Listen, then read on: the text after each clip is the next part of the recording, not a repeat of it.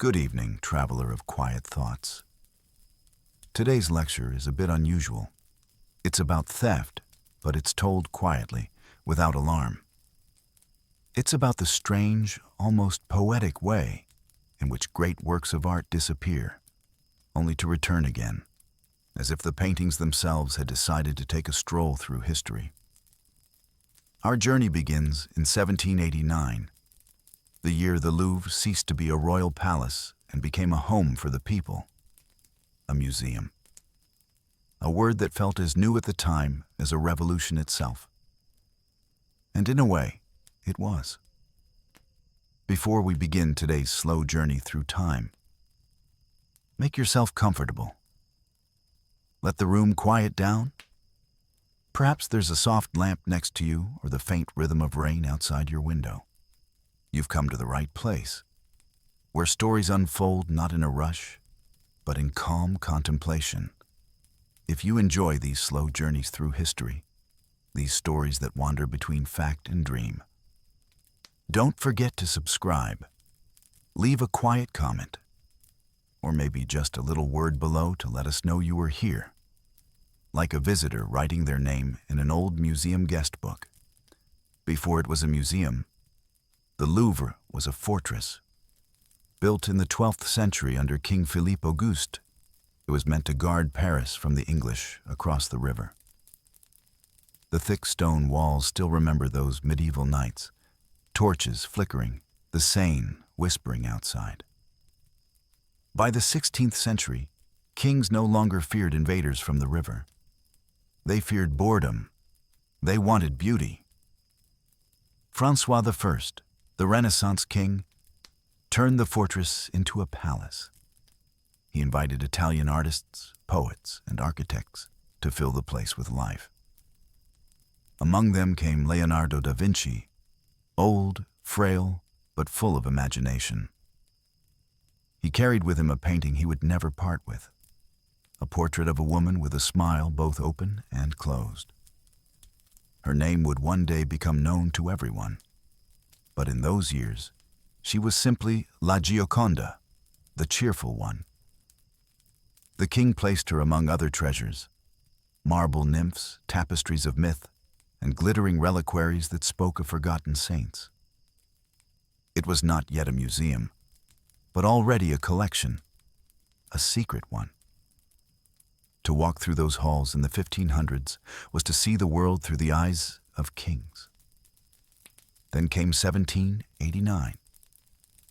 Outside the palace, the streets of Paris trembled. The revolution was not only political, it was spiritual. People wanted to take back everything that had been locked away, books, paintings, jewels, even the idea of beauty itself. When the royal family fled Versailles, the Louvre was left silent, like a theater after the play had ended.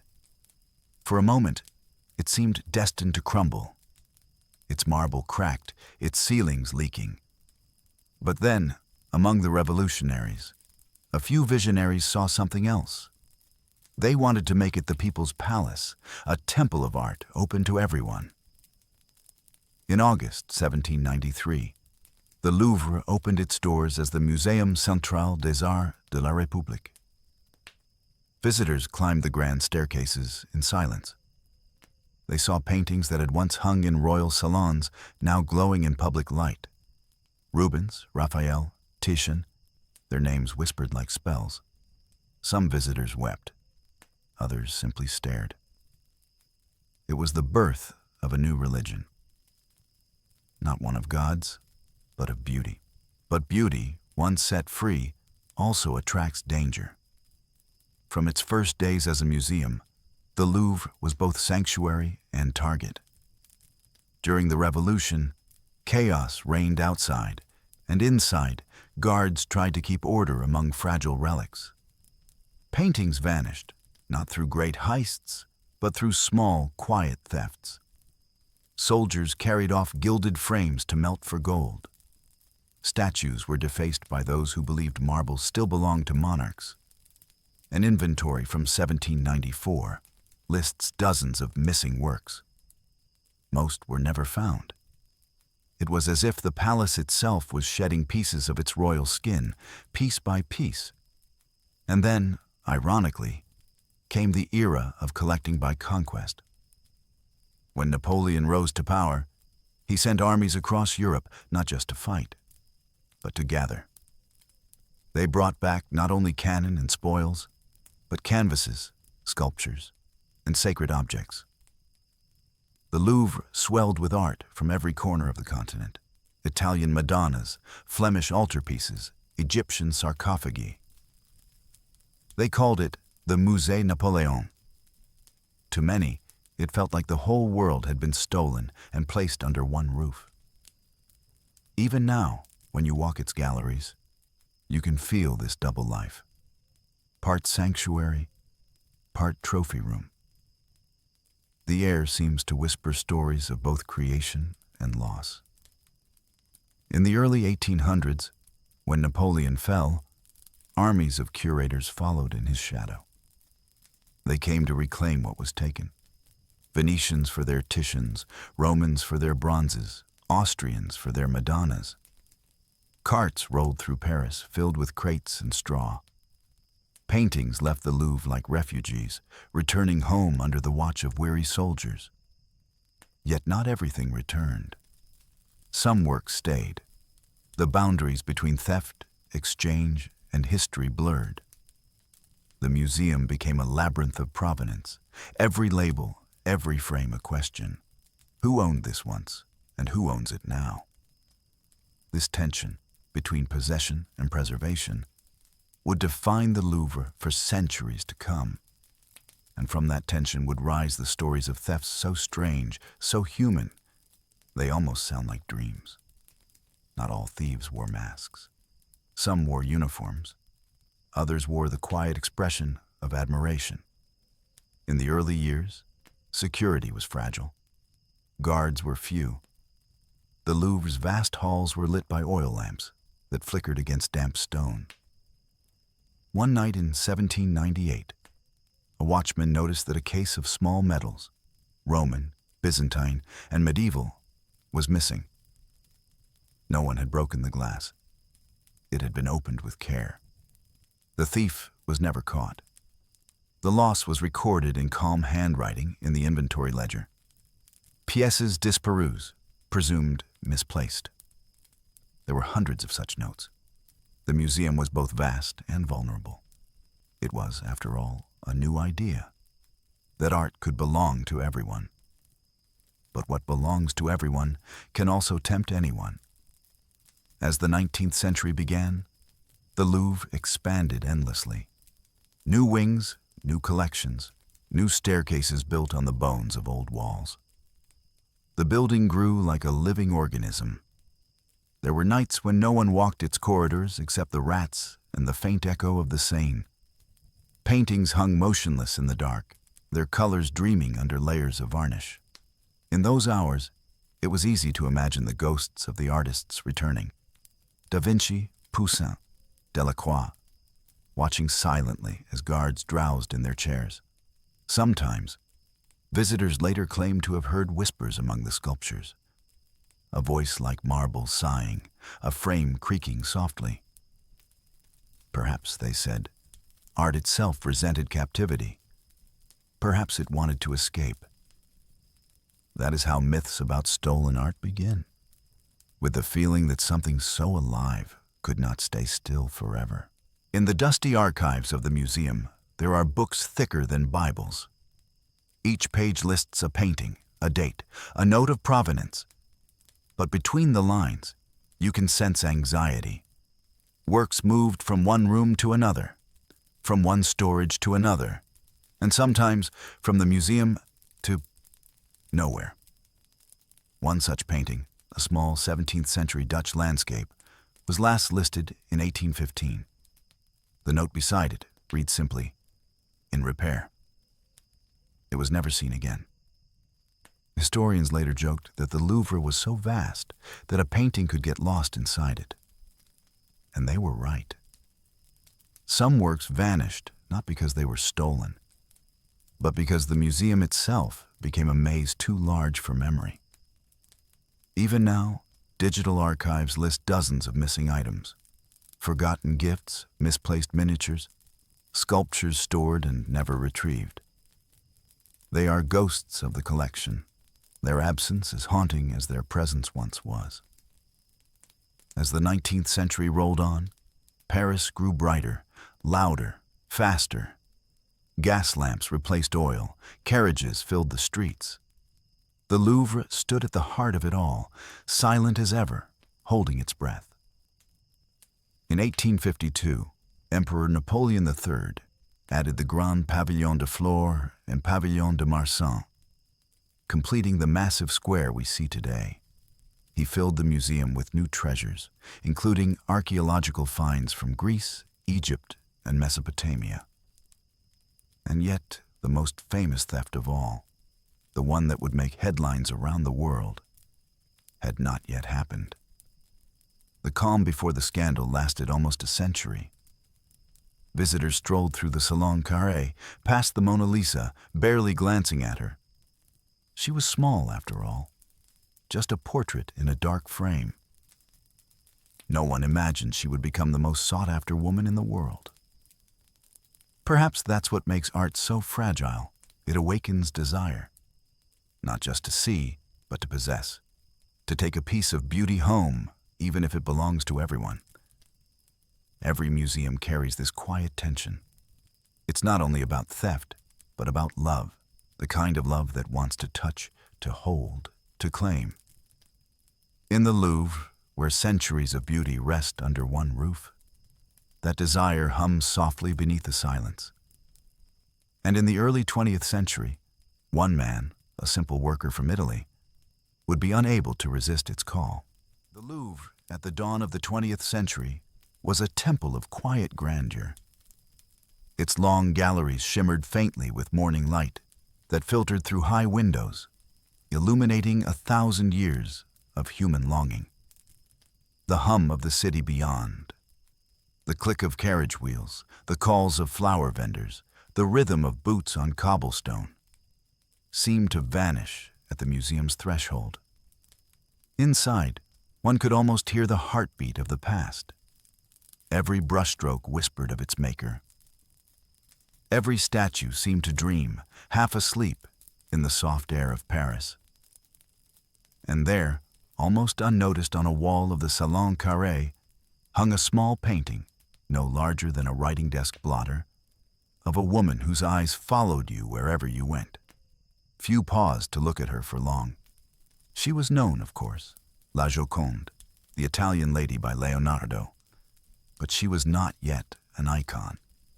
Yet one August morning in 1911, she would disappear, and her absence would become louder than any artwork's presence in history. Paris, at that time, was changing. The age of carriages was giving way to the automobile. The Eiffel Tower had already pierced the skyline.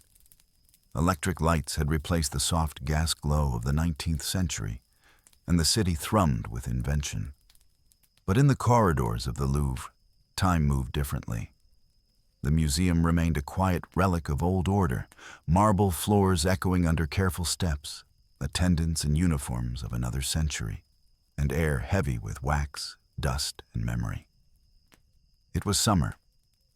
The museum, as always, closed on Mondays for cleaning and maintenance. The galleries stood empty, echoing faintly with the footsteps of workmen.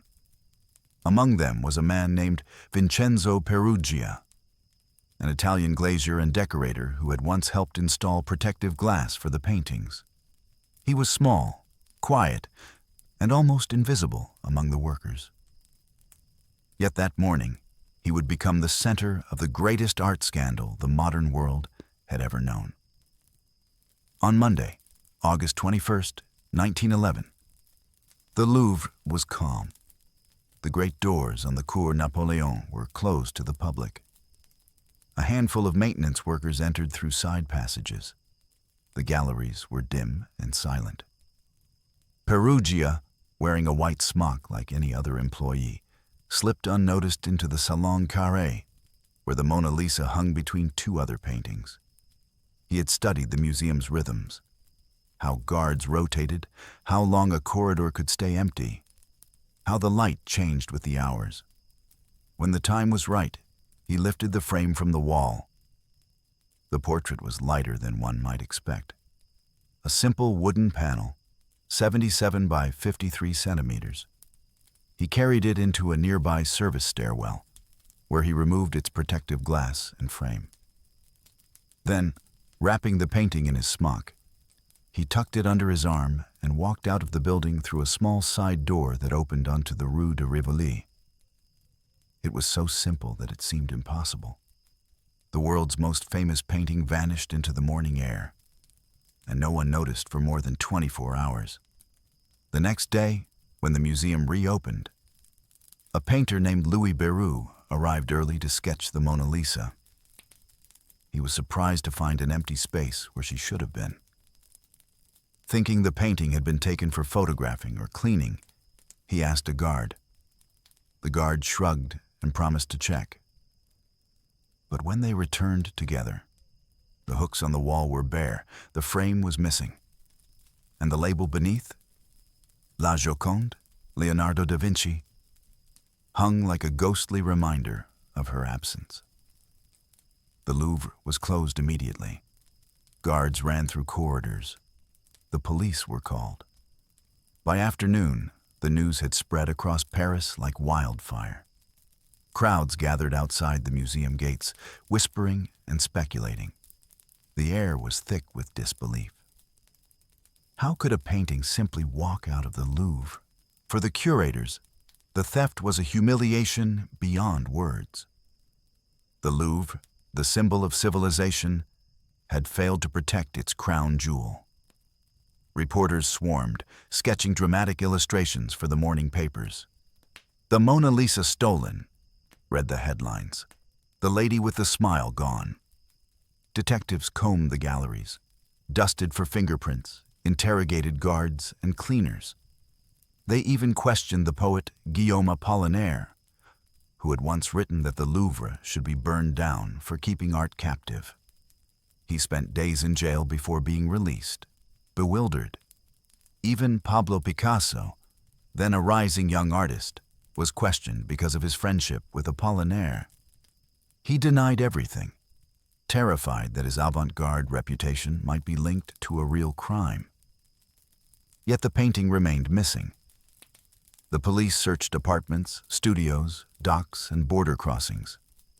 Nothing. It was as if the portrait had simply faded into air, the smile of its subject dissolving into rumor.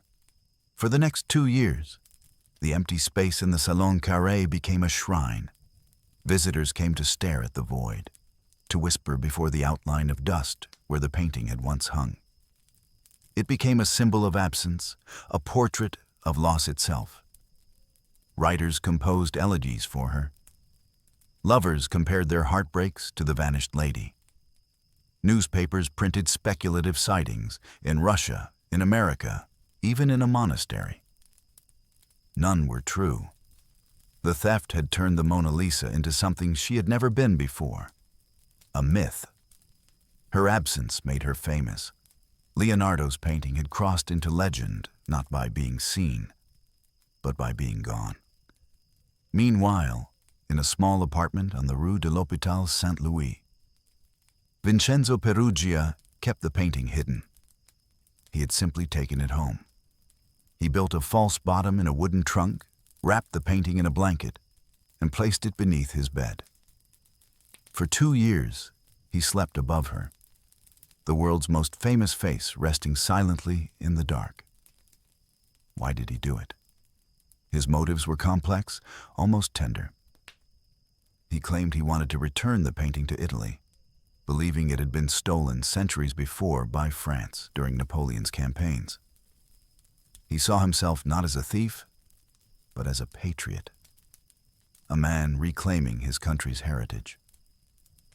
Yet there were other whispers, that he hoped for fame or a reward, or simply the strange intimacy of possessing something so admired by others. Whatever the truth, his act had changed the world. He had made the Mona Lisa not just a painting, but a story. In December 1913, more than 2 years after the theft, Perugia wrote to an art dealer in Florence named Alfredo Geri. He claimed to have a Renaissance painting that had been taken from France and wished to return it to Italy. Geri, suspicious but intrigued, arranged to meet him at the Hotel Tripoli Italia in Florence.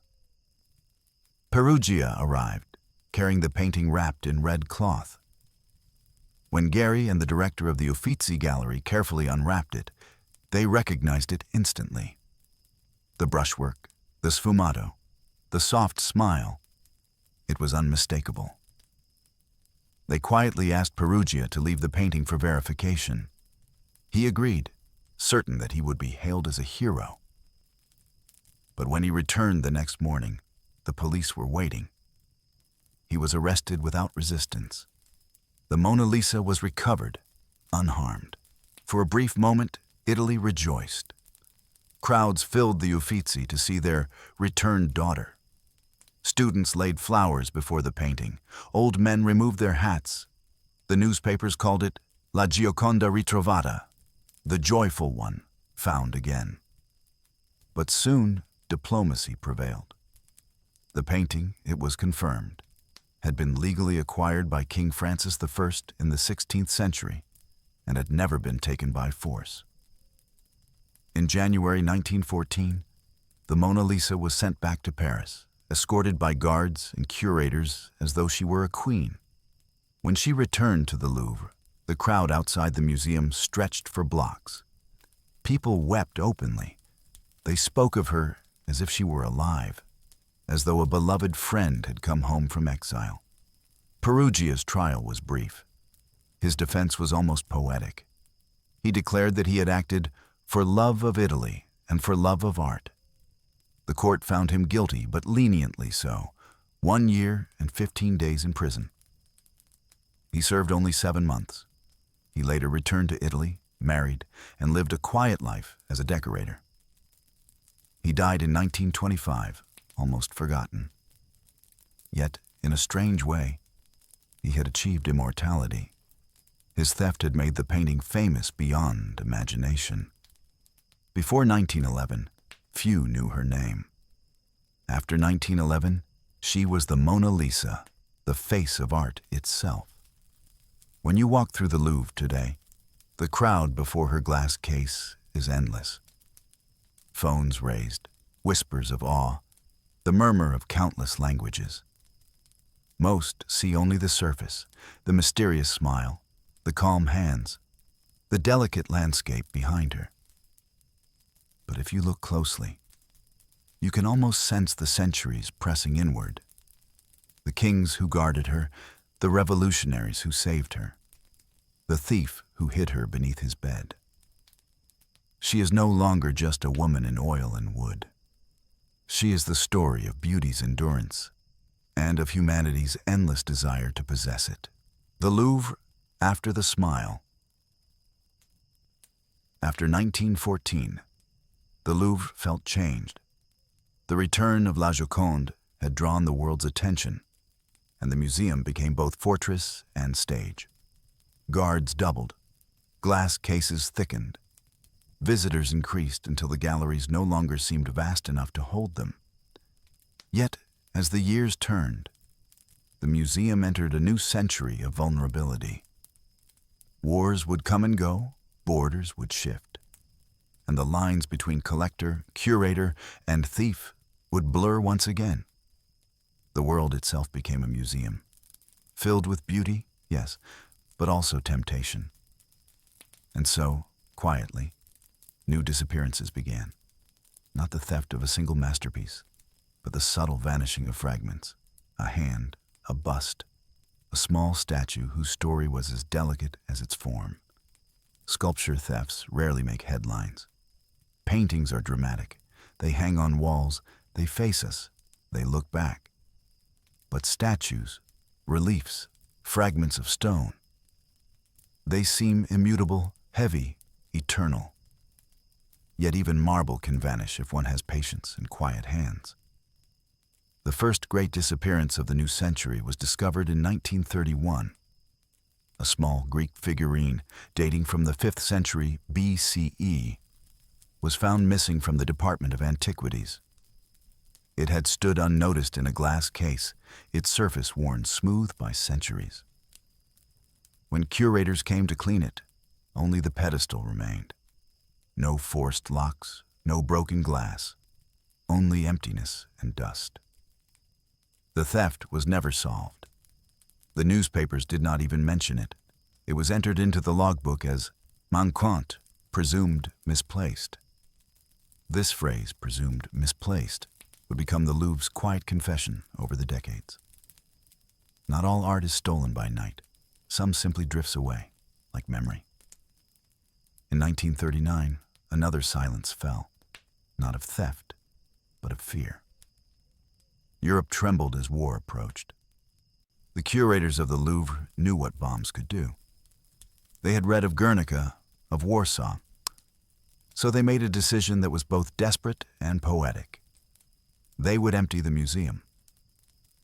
Over 3,000 paintings and sculptures were quietly removed from their walls. By torchlight, workers packed crates through the night, soft linen wrapping, wooden boxes, straw cushioning marble faces. Convoys of trucks rolled out before dawn, covered in dust sheets and guarded by soldiers.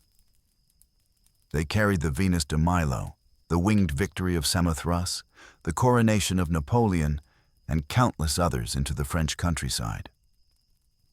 The masterpieces were hidden in castles, monasteries, and barns.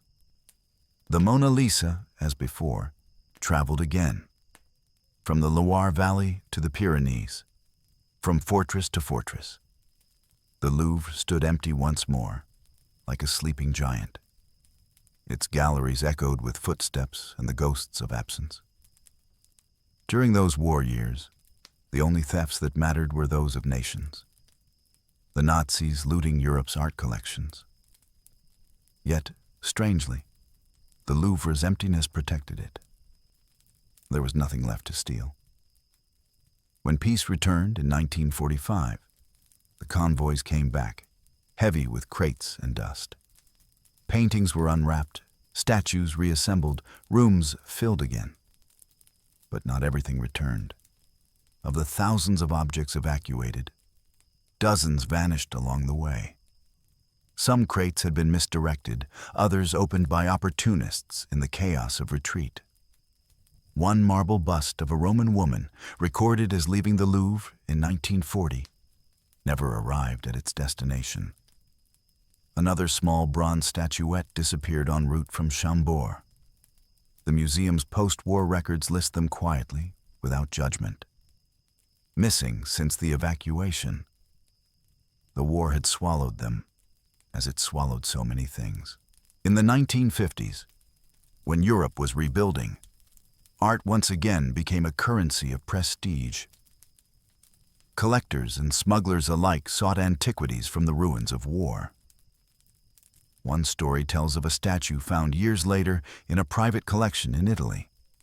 A marble torso, no head, no arms, weathered by time. Experts suspected it was the missing Roman bust from the Louvre, its head broken off to disguise its identity. It was returned anonymously to the French embassy in Rome, wrapped in brown paper, with no note except the word "Désolé," sorry. Whether it was genuine or not, no one ever proved. But it became a kind of parable among museum curators, that art, like people, sometimes finds its way home through guilt rather than justice. The decades after World War II brought new kinds of theft, quieter, subtler. By the 1960s, museums had grown modern, their walls clean and white, their cases locked with shining metal. But the world of espionage, smuggling, and black market collecting had also grown. In 1970, a small alabaster relief from Mesopotamia disappeared from the Department of Near Eastern Antiquities. It had been loaned for an academic exhibition and was never returned. The crate that arrived back at the Louvre contained only sand and plaster fragments. There were no police chases, No headlines, only paperwork, long meetings, and sighs. Some speculated that it had been sold to a collector in Geneva. Others believed it still rested, wrapped and forgotten, in a customs warehouse somewhere in Europe. By then, curators understood something painful: that not all losses are the result of malice. Some come from carelessness, some from confusion, and some from the sheer passage of time. In 1978, a story spread quietly among museum staff that sounded like legend. A small bronze statue of a horse, attributed to the 4th century BCE, had vanished during renovation of the Richelieu wing. The workers swore it had been there the previous week. Months later, the same horse appeared at a Paris flea market, resting among candlesticks and postcards. The vendor claimed he had bought it in a lot of antiques. A curator recognized it immediately. It was retrieved with little fuss, its bronze surface slightly polished by curious hands. The museum did not issue a press release. The story was told quietly, almost fondly. It became a small moral in the curator's whispered folklore: that even the greatest museums cannot always protect their treasures, and sometimes the past simply goes for a walk. By the 1980s and 1990s, the Louvre had become a fortress again: security cameras, infrared sensors, alarms. Yet, paradoxically, its scale made it vulnerable. With over 400,000 objects in its care, no system could track them all perfectly. A report in the late 1990s revealed that hundreds of minor artifacts were unaccounted for: coins, shards, miniatures, sketches. Most were eventually found, misplaced in archives, or mislabeled in storage. But some remained missing. Each loss, however small, was a tiny tear in the fabric of memory. A civilization, after all, is built from fragments, and every vanished fragment is a silence that grows larger over time. The Louvre began to adopt digital tracking, barcodes, databases. But no technology can prevent the simplest of disappearances: the moment a human hand reaches, not in malice, but in desire. In 1998, a quiet scandal broke within the museum itself. A longtime employee, a security guard, was found to have stolen dozens of small objects over nearly a decade: coins, medals, miniature sculptures, even fragments of ancient pottery. He did not sell them. He kept them at home, arranged neatly in a drawer, as if curating his own private Louvre. When discovered, he explained in a trembling voice that he had loved the objects too much to let them sit unseen in storage. He wanted, he said, to protect them. The court sentenced him to a suspended term, and the objects were returned. But the story lingered like a sigh through the museum's corridors. The line between love and theft had once again blurred. Every museum, if you listen closely, has its own soundscape. The Louvre's is the sound of footsteps echoing over centuries of stone. The statues do not speak, yet their silence is full of stories, of chisels and voyages, of admiration and loss. Each night, after closing, guards patrol the galleries under dim lights. The sculptures appear almost alive, their shadows long, their surfaces cold. The Venus de Milo, armless but eternal, seems to watch over the hall like a goddess of endurance. The winged Victory rises on her marble prow, wings stretched toward the invisible wind. If you could hear them, perhaps they would whisper of their neighbors who vanished. The busts that were misplaced, the figurines taken, the hands and heads lost to time. In that way, the museum is not only a house of art, but a house of memory and forgetting. In the age of cameras and satellites, one might think art can no longer vanish. But even now, mysteries persist. Some pieces once photographed in the Louvre catalogs have no trace today. No record of transfer, no insurance claim, no theft report. They simply stop appearing in the archives, as if the past itself had drawn a curtain. One curator once described the Louvre as a living city under one roof. And like any city, it has its blind alleys, its quiet corners, its forgotten rooms. In those corners, sometimes, the past waits.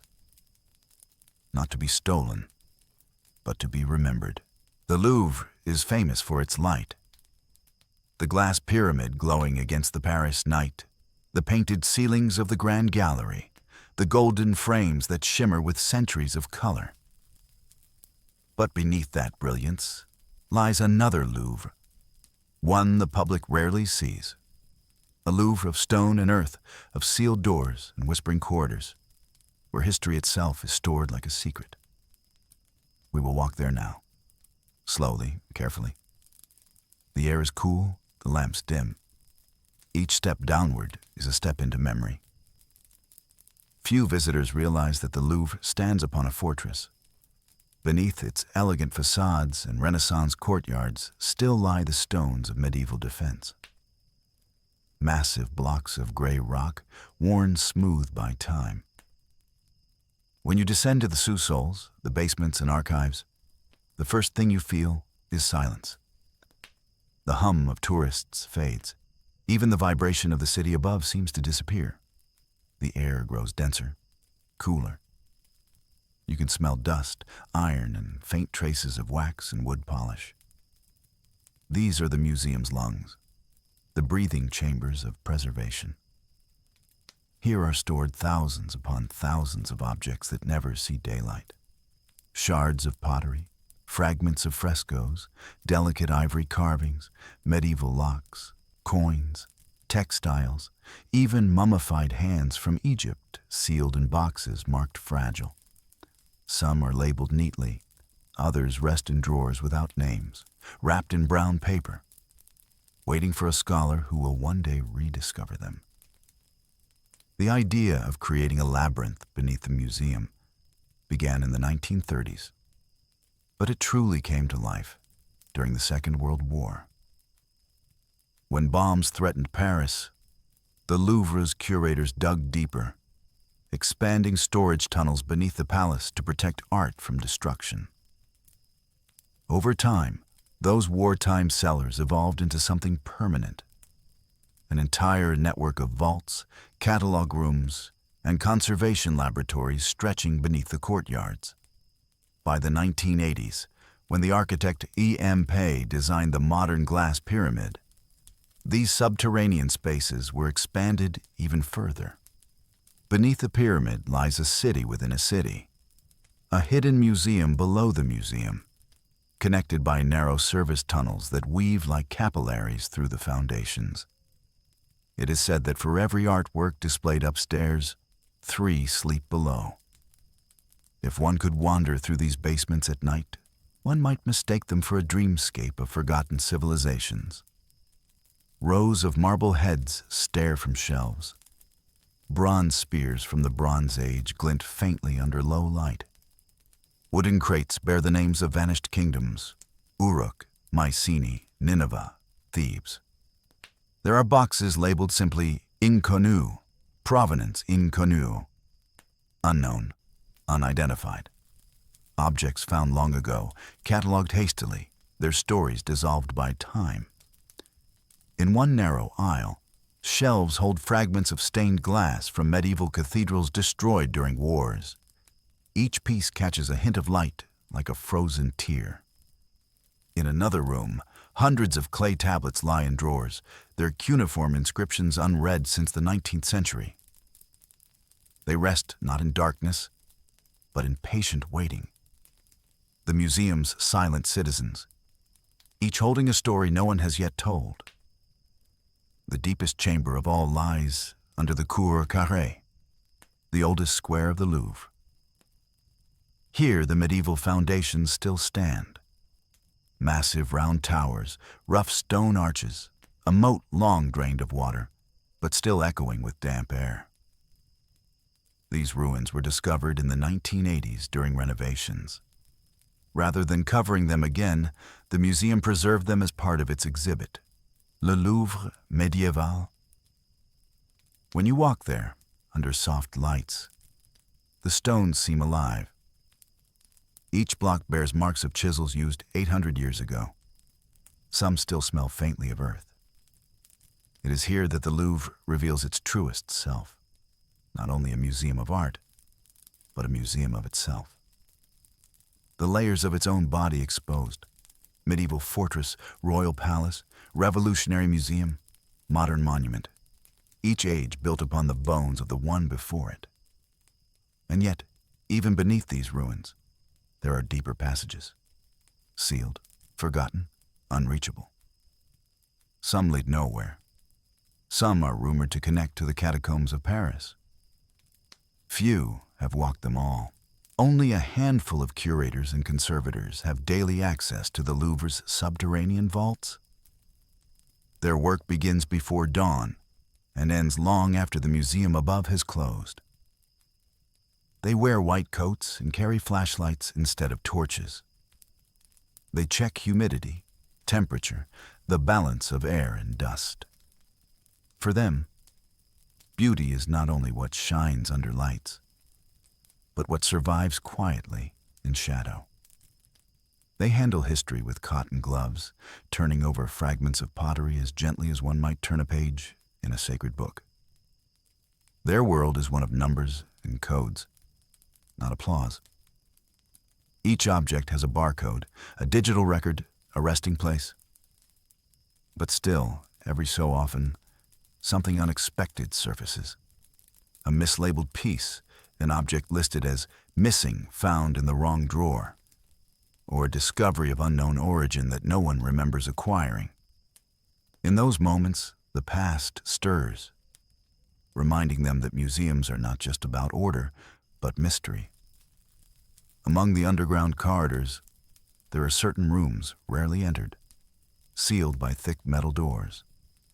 They hold artifacts deemed too fragile, too secret, or too uncertain to display. Some contain human remains, mummies, relics, bones. Others house works confiscated from smugglers or private collectors, awaiting legal resolution. And then there are the pièces litigieuses, the disputed treasures. These are objects whose ownership is contested. Statues taken during colonial campaigns, manuscripts removed from occupied lands, artifacts claimed by multiple nations.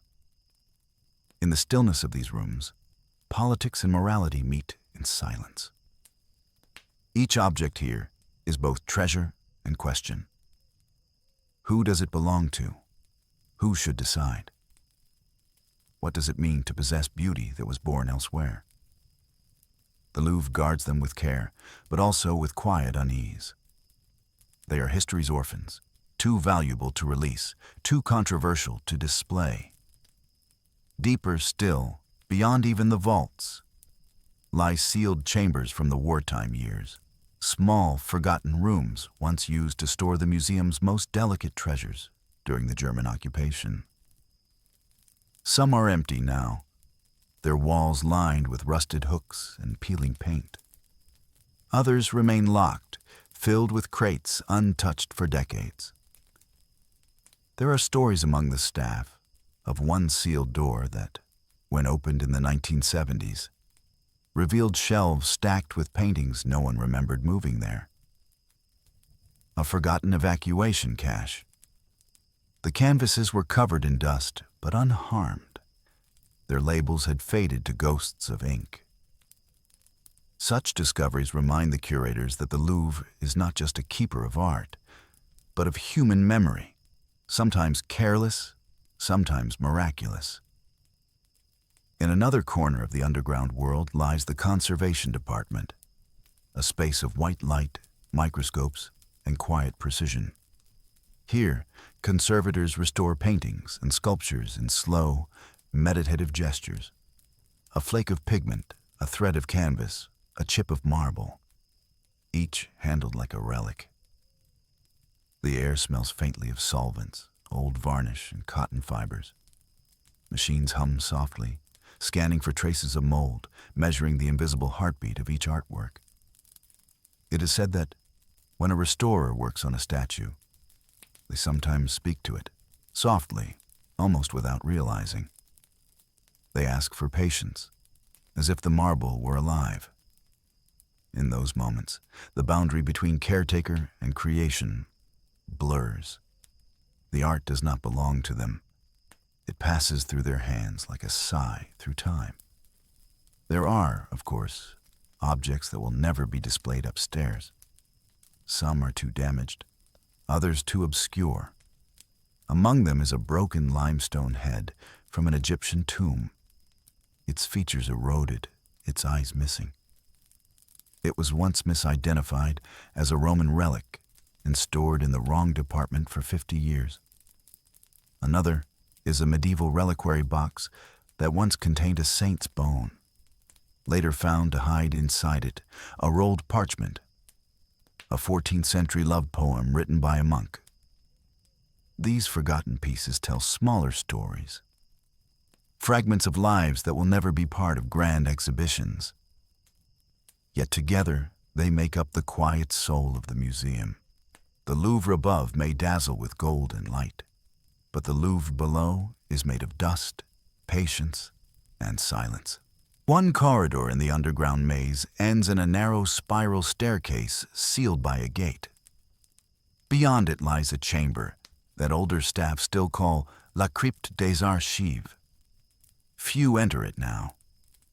It houses the oldest documents of the museum, inventories from the 18th and 19th centuries, written in looping ink by candlelight.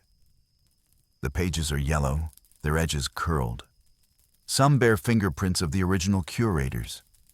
These documents list artworks that may no longer exist, or that were renamed, traded, or lost. Reading them feels like walking through a ghost museum, one that exists only in words.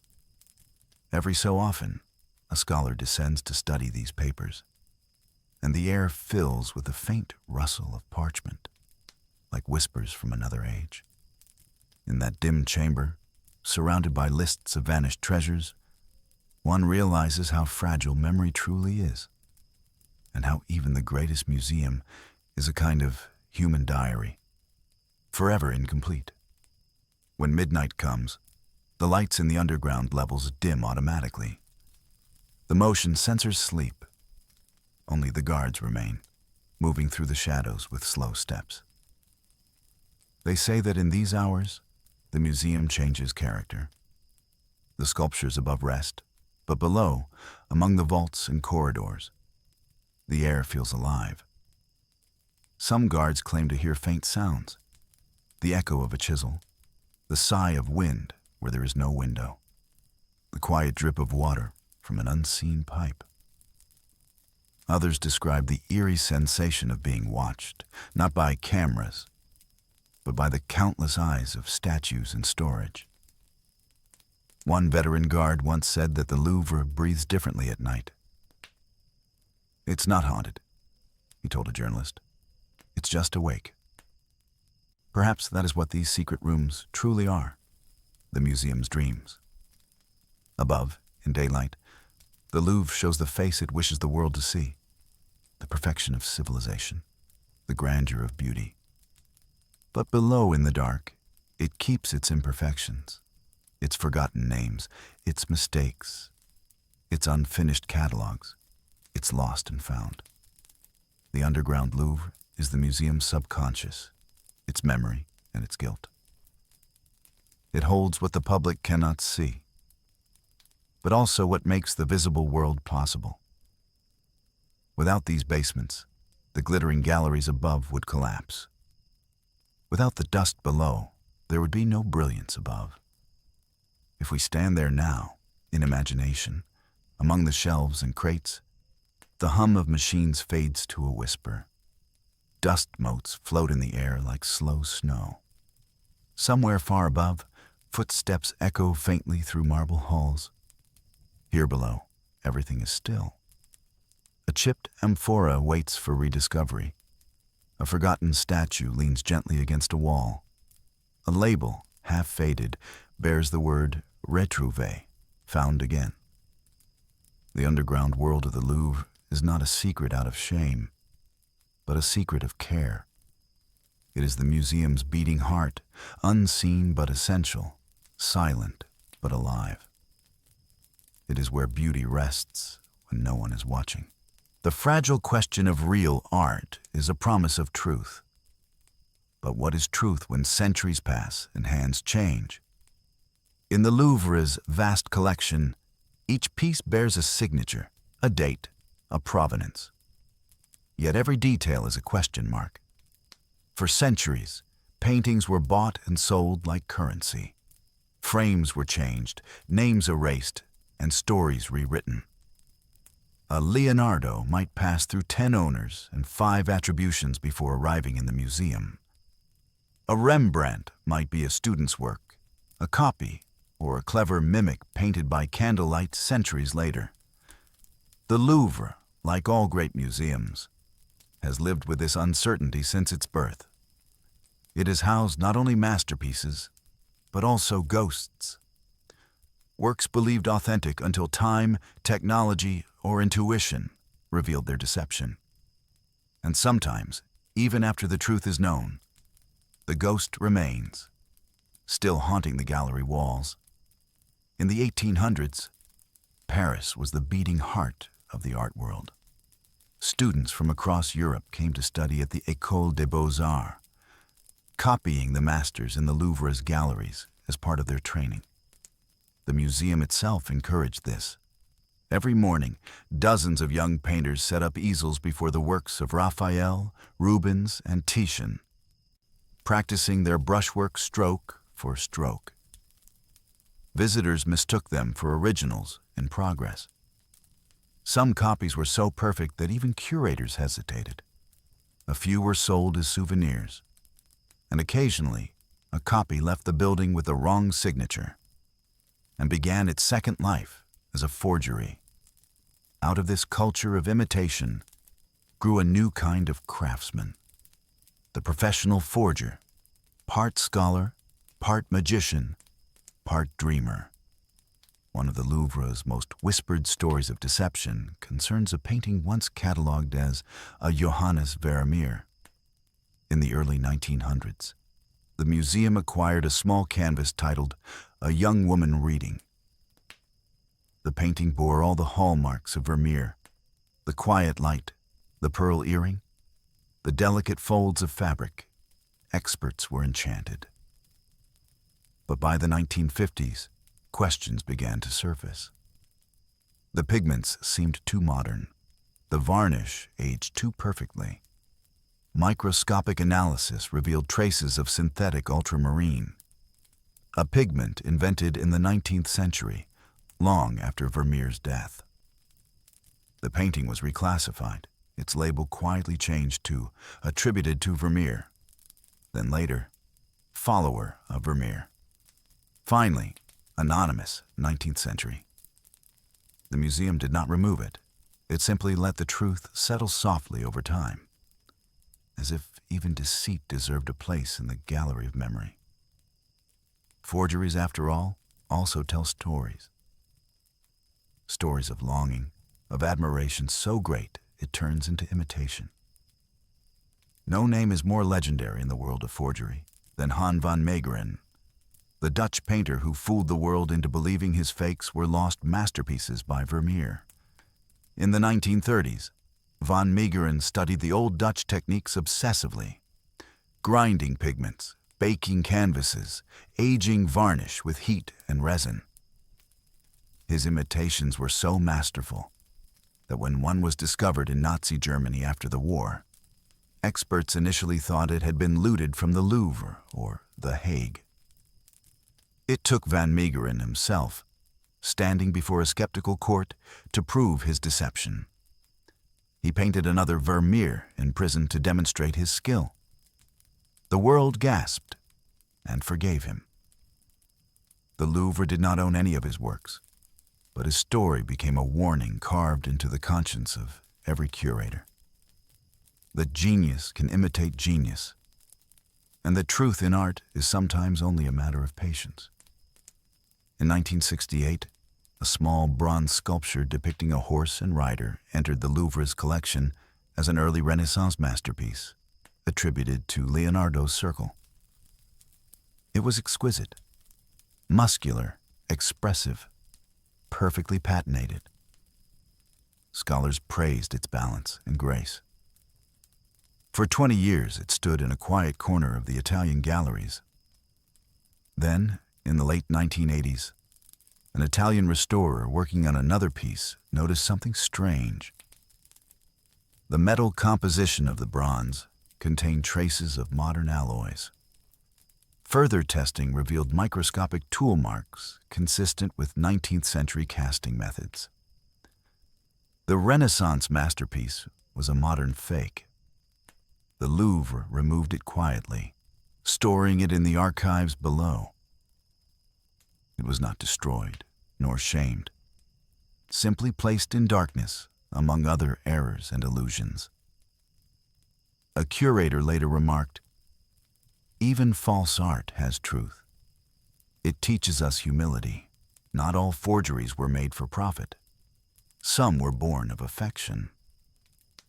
In the early 20th century, the Louvre discovered that several ancient sculptures acquired in the 1800s had been made by a talented restorer named Pierre Pugy, who specialized in reconstructing fragmented antiquities. He had not meant to deceive. When faced with incomplete statues, he sculpted missing arms, noses, and drapery in such harmony with the originals that later generations believed the entire piece is ancient. When the truth emerged, curators did not condemn him. They simply noted in the catalogs, partly modern restoration. His hands, though technically deceitful, had preserved what time had almost erased. Sometimes, in art as in life, deception is another word for devotion. By the end of the 20th century, technology had become the new detective. Infrared imaging, X-rays, carbon dating, all tools that could pierce through varnish and myth alike. In the Louvre's restoration labs, conservators now examine every brushstroke like a fingerprint. They can see beneath layers of paint, revealing sketches, corrections, and hidden signatures. These revelations are not always comfortable. Paintings long celebrated as originals have been quietly reattributed to students or imitators. And yet, the museum does not mourn. Each discovery, even when it dethrones a masterpiece, enriches the story. The Louvre is not a gallery of perfection. It is a living document of human effort, trial, and imitation. Authenticity, they say, is no longer only about the hand that painted, but the story the work carries. What drives a forger? Not always greed. Often, it is admiration, the strange desire to become the artist one loves most. A forger paints as if summoning a ghost. He enters another's mind, studies their rhythm, their heartbeat, their hesitation. He lives in imitation, not as a thief, but as a shadow. In that way, forgery is a form of devotion, misplaced perhaps, but sincere. The Louvre's archives contain letters from 19th century forgers who confessed their crimes decades later. One wrote, "I painted her not to sell, but to see what it felt like to touch eternity." His painting was later re-examined. It now hangs in the museum's study collection, labeled not as fraud, but as After Raphael Anonymous. The ghost of his longing remains, gently forgiven. When a forgery is discovered, what should a museum do? Expose it? Hide it? Destroy it? The Louvre's policy over the centuries has been one of quiet grace. Forgeries are seldom announced with scandal. They are simply reclassified, moved, or studied. To humiliate a forgery, after all, is to humiliate our own belief. Every expert, every curator, every visitor once stood before it in admiration. The lie was shared. The illusion, collective. In this way, the Louvre treats its forgeries as it treats its ruins, with tenderness. They remain part of the narrative, chapters of human fallibility written in oil and bronze.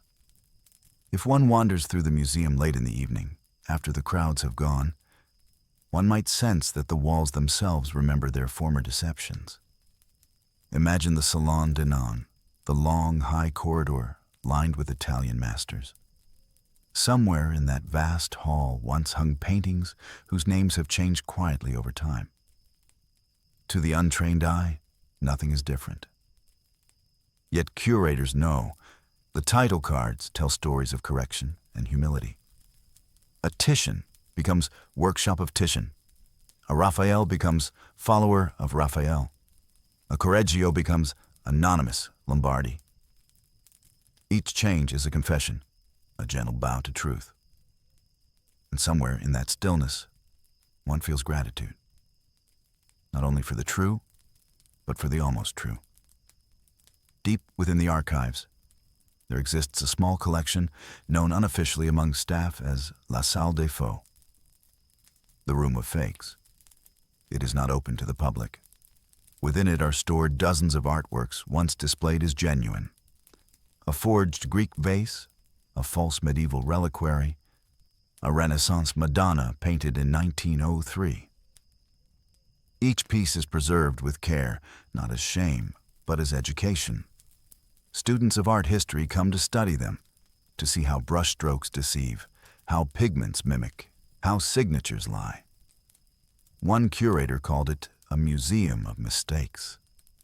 But he smiled when he said it, because even mistakes in the Louvre become art. Perhaps that is the ultimate lesson of forgery, that truth and imitation are closer than we think. Both spring from the same desire to create something that lasts, something beautiful, something worthy of being seen. The forger and the artist share the same dream, only the path diverges. One signs his own name, the other borrows another's. But both chase the same ghost, immortality. And in that way, the Louvre does not truly divide them. It keeps them side by side, like reflections facing each other across time. One painted by Raphael's hand, the other by a stranger who loved Raphael too much to let him die. As the lights dim again, imagine the Louvre's galleries in the quiet of the evening. The air smells faintly of oil and varnish. The paintings rest, their colors fading softly in the dark. Some are real, some are false. But in the silence of the night, it no longer matters. They all tell the same story, of hands reaching across centuries, trying to hold on to beauty before it slips away. Every statue, every painting, every coin and fragment of gold leaf once passed through a pair of hands that could not bear to let go. And in that desire to possess, something strange and wondrous happened. Beauty began to travel. Let us follow it, through royal chambers, through dusty attics, through centuries of longing. Before there were museums, there were collections. Kings and nobles filled their palaces not with guests, but with objects. They called them cabinets of curiosity, rooms lined with wonders from the far corners of the earth. Shells, fossils, relics, coins, stuffed animals, mummies, and maps of lands barely known. It was not science. It was enchantment. Each object whispered of somewhere else, of someone else. When King Francis I brought Leonardo da Vinci to France in 1516, he was not merely inviting a painter. He was acquiring an idea. Leonardo's sketches, notebooks, and paintings became part of the royal collection.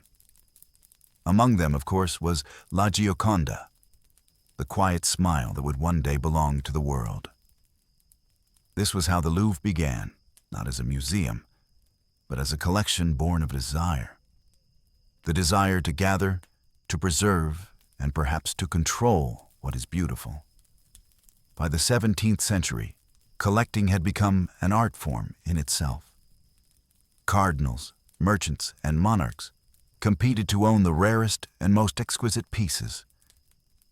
The act of possession was almost spiritual, a way of holding eternity in one's hands.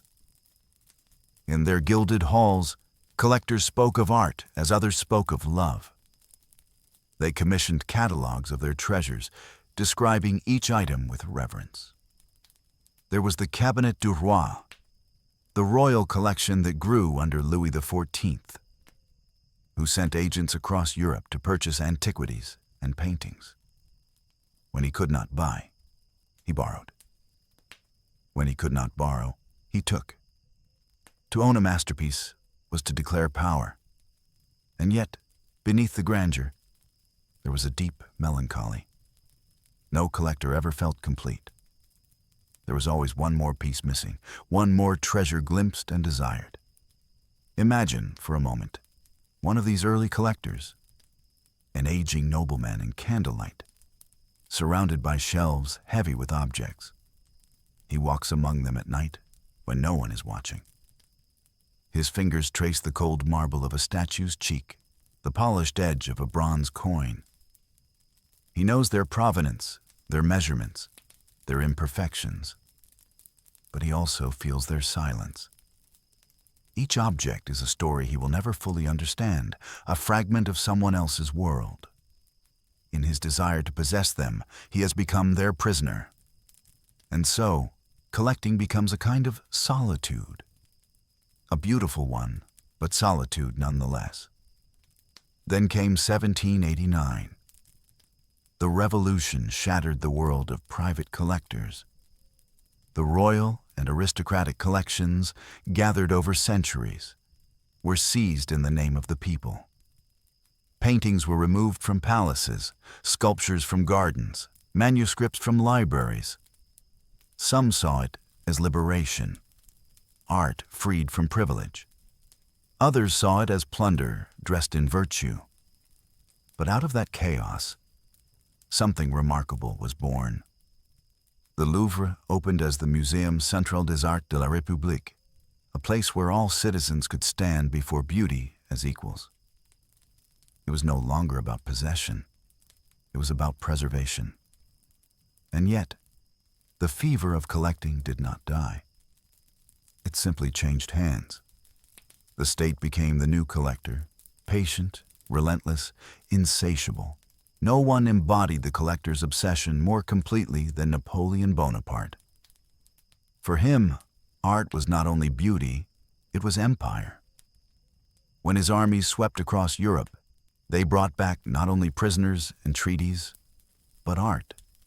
From Venice, from Rome, from Cairo, crates filled with paintings, statues, manuscripts, and relics were shipped to Paris. The Louvre was renamed the Musée Napoléon. It became the greatest collection the world had ever seen. The emperor would walk its halls at night, candle in hand, studying the faces of saints and philosophers.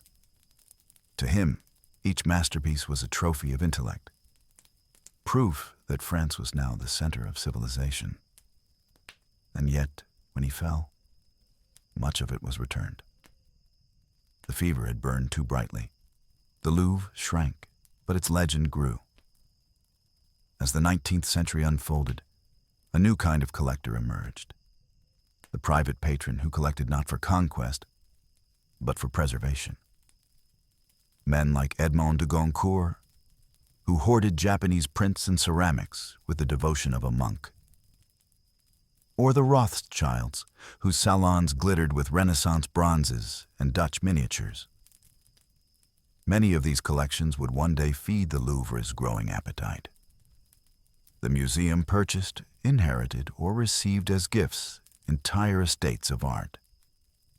In each donation, one can still sense the collector's presence, a hand reaching forward from another century, unwilling to let their treasures fade into obscurity. The Louvre itself, in its quiet way, became a living collector.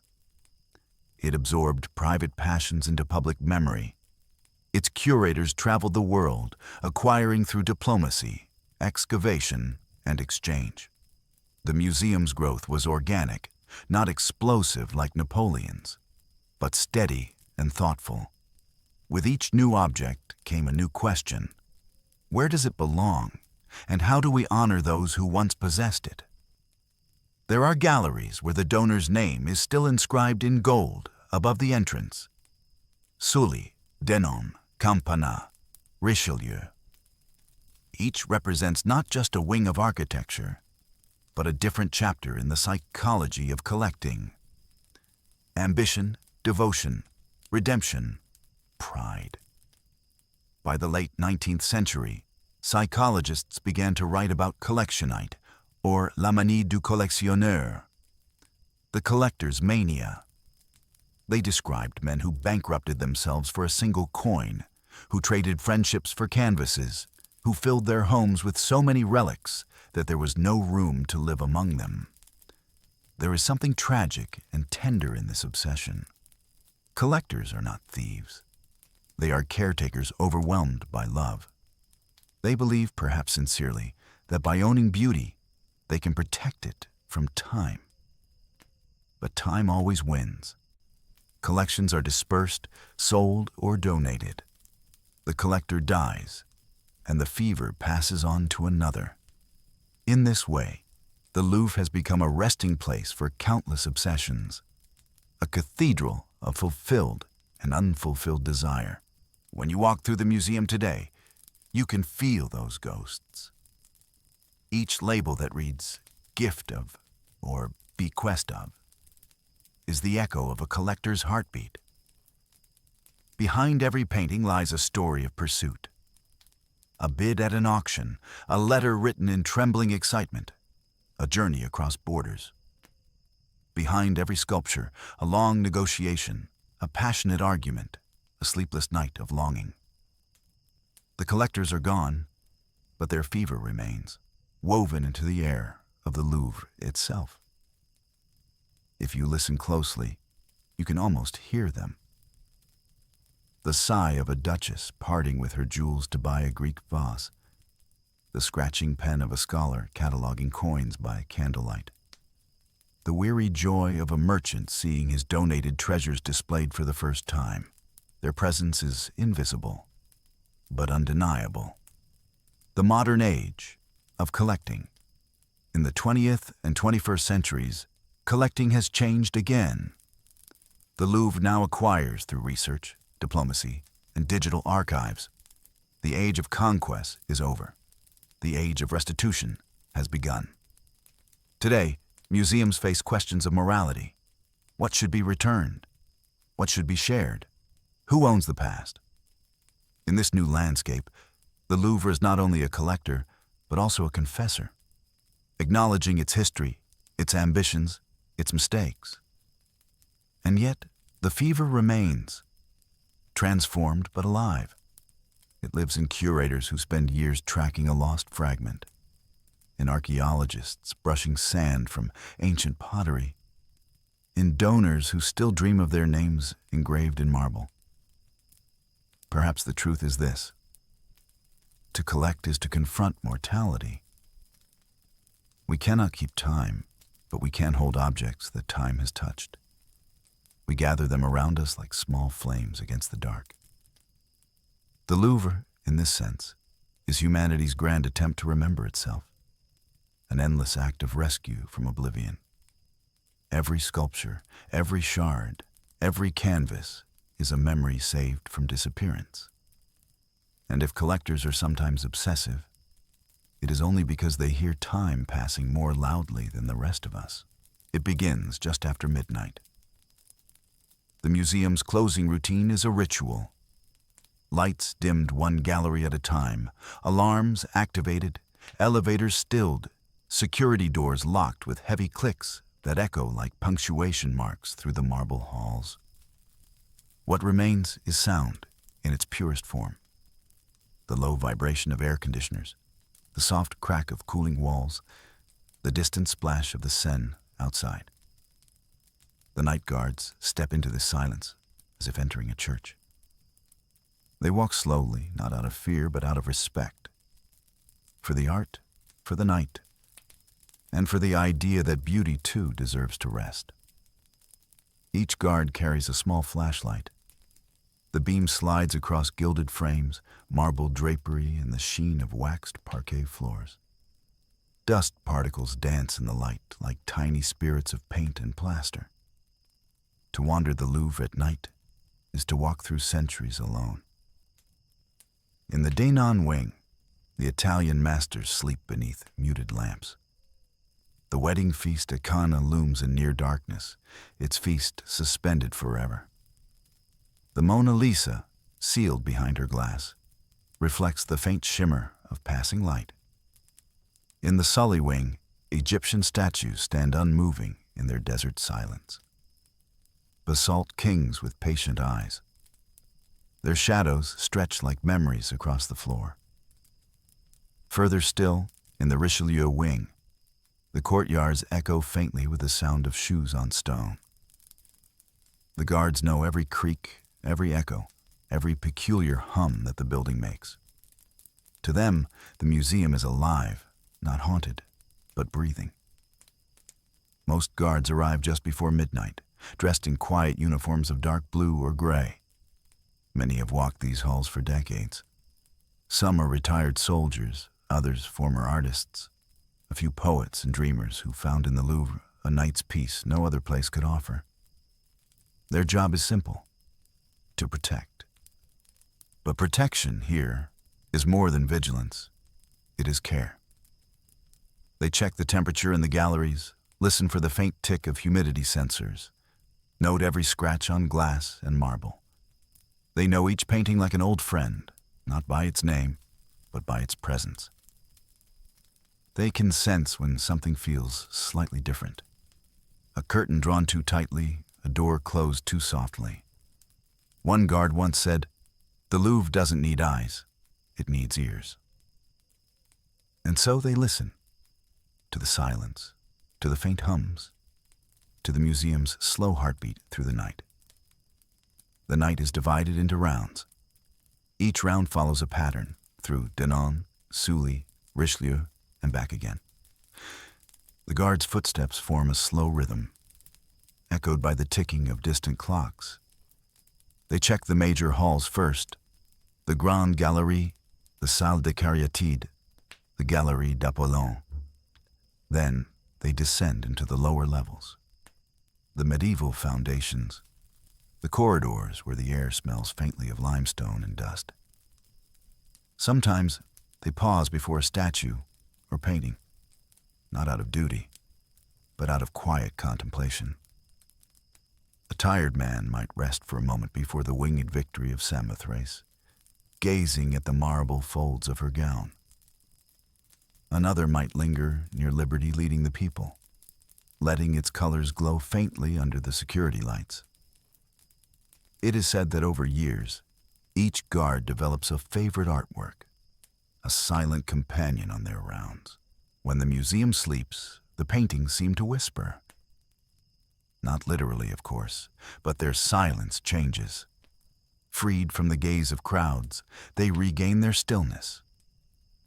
The Mona Lisa's smile, under the faint emergency light, seems less mysterious and more human. The vast canvases of David and Delacroix lose their heroic thunder and become tender, almost private. At night, art stops performing.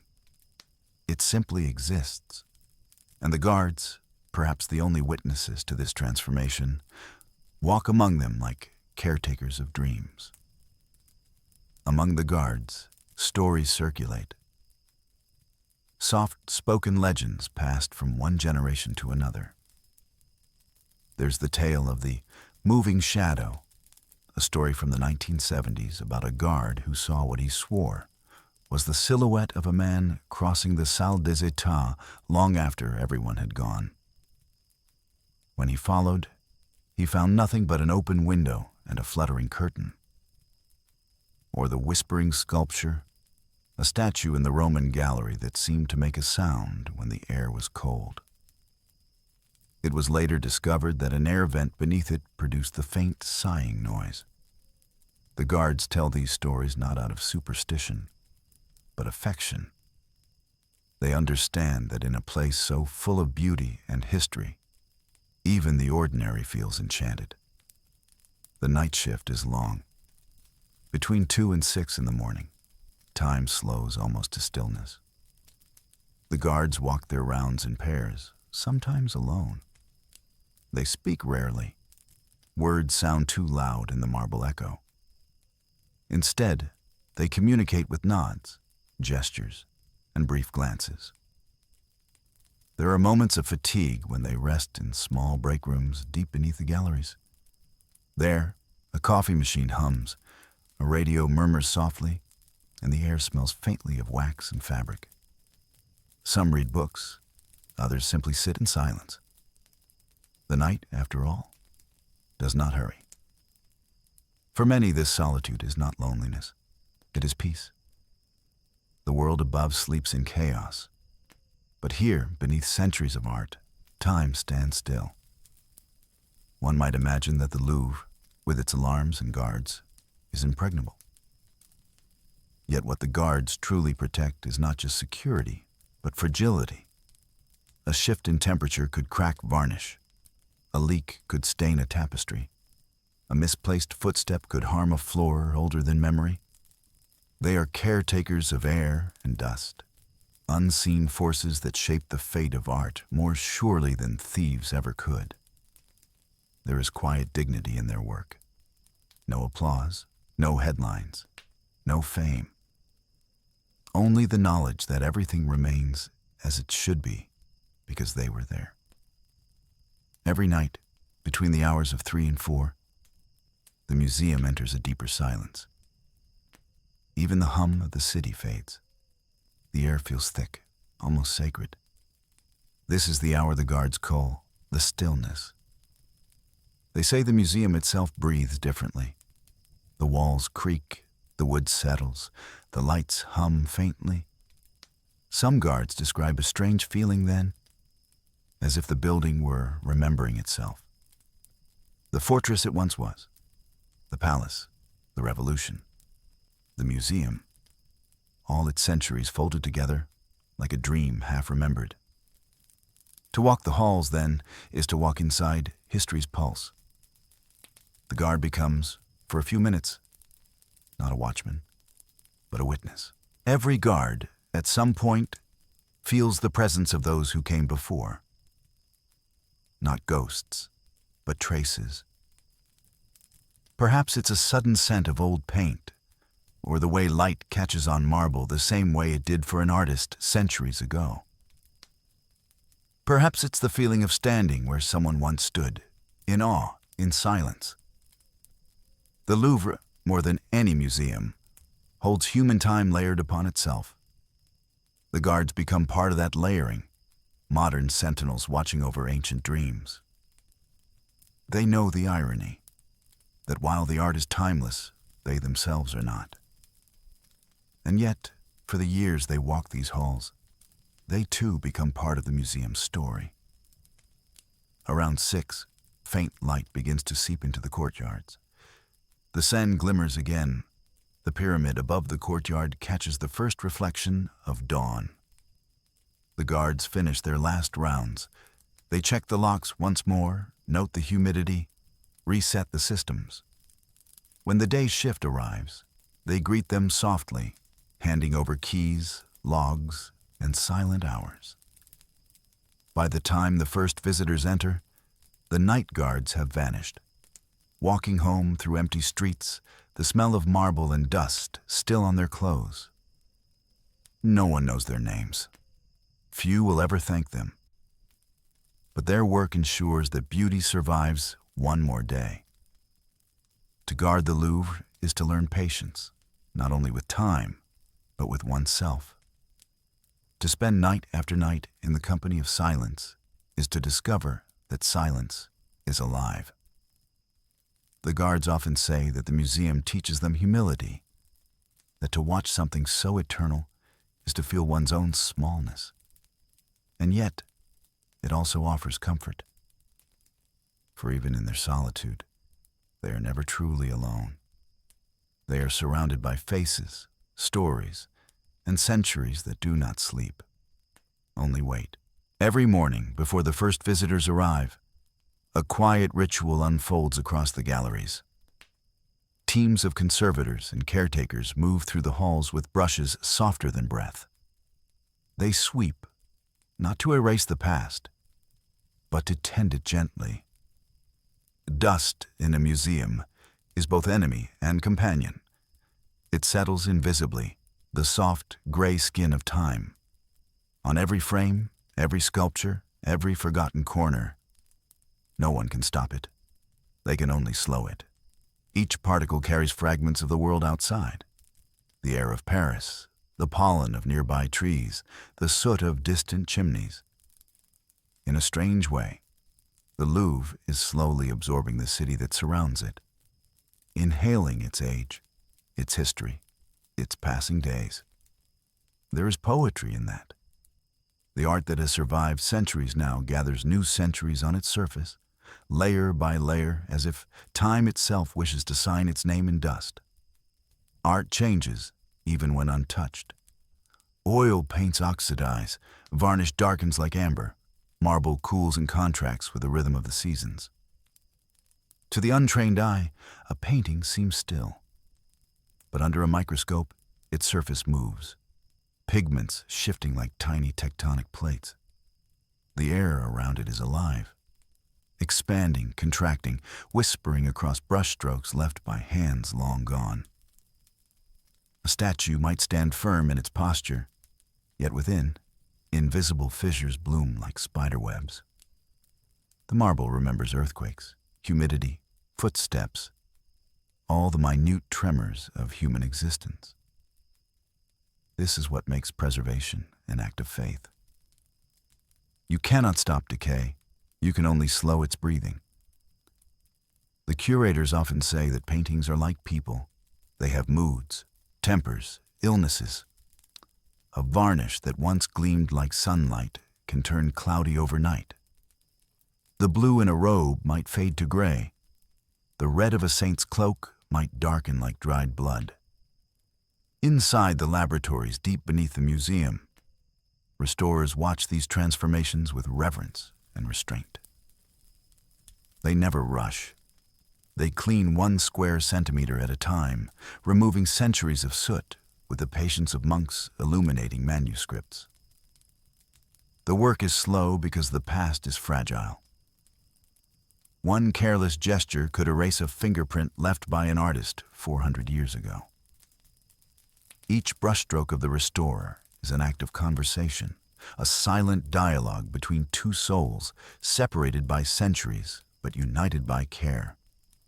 If you ever saw them at work, you might mistake the restorers for surgeons. They wear gloves, masks, and magnifying lenses. Their voices are soft, their gestures deliberate. They mix colors not to create new art, but to mend old wounds. Sometimes they sit for hours studying a single crack, unsure whether to touch it or let it be. Because sometimes what looks like damage is actually beauty, the mark of survival. One restorer once said, "I do not repair paintings. I listen to them, and indeed, if you could hear their work, it would sound like breathing. Steady, patient, eternal." At the Louvre, restoration is not about perfection. It is about respect. To preserve art is to accept that time has its rights too. There are works in the Louvre that will never be restored again. Their surfaces are too delicate, their pigments too weary. The curators have chosen to let them age, to let their fading become part of their truth. The colors of the raft of the Medusa, for example, are darker now than they were in Jericho's day. The varnish deepened by 2 centuries of oxidation. Yet to remove it entirely would erase history itself. So the museum accepts the transformation, just as one accepts the lines on an old face. Decay, too, can be beautiful. A soft reminder that even immortality needs texture. Few visitors think about the climate of the Louvre, but the air itself is as carefully managed as any painting. Humidity must remain constant. Temperature must not waver. Too dry, and wood cracks. Too damp, and mold whispers in the corners. Hundreds of sensors record the museum's invisible weather. A team of conservators watches the data day and night. When a number shifts too sharply, alarms ring, not loud sirens, but subtle notifications in glowing screens. Air, dust, light, warmth. These are the unseen guardians and destroyers of art. And the museum lives in balance between them, like a monk between candle and wind. Light gives art its soul, yet light also consumes it. Every photon that touches a pigment leaves a trace, like footsteps wearing stone. That is why the Louvre's galleries are often dim.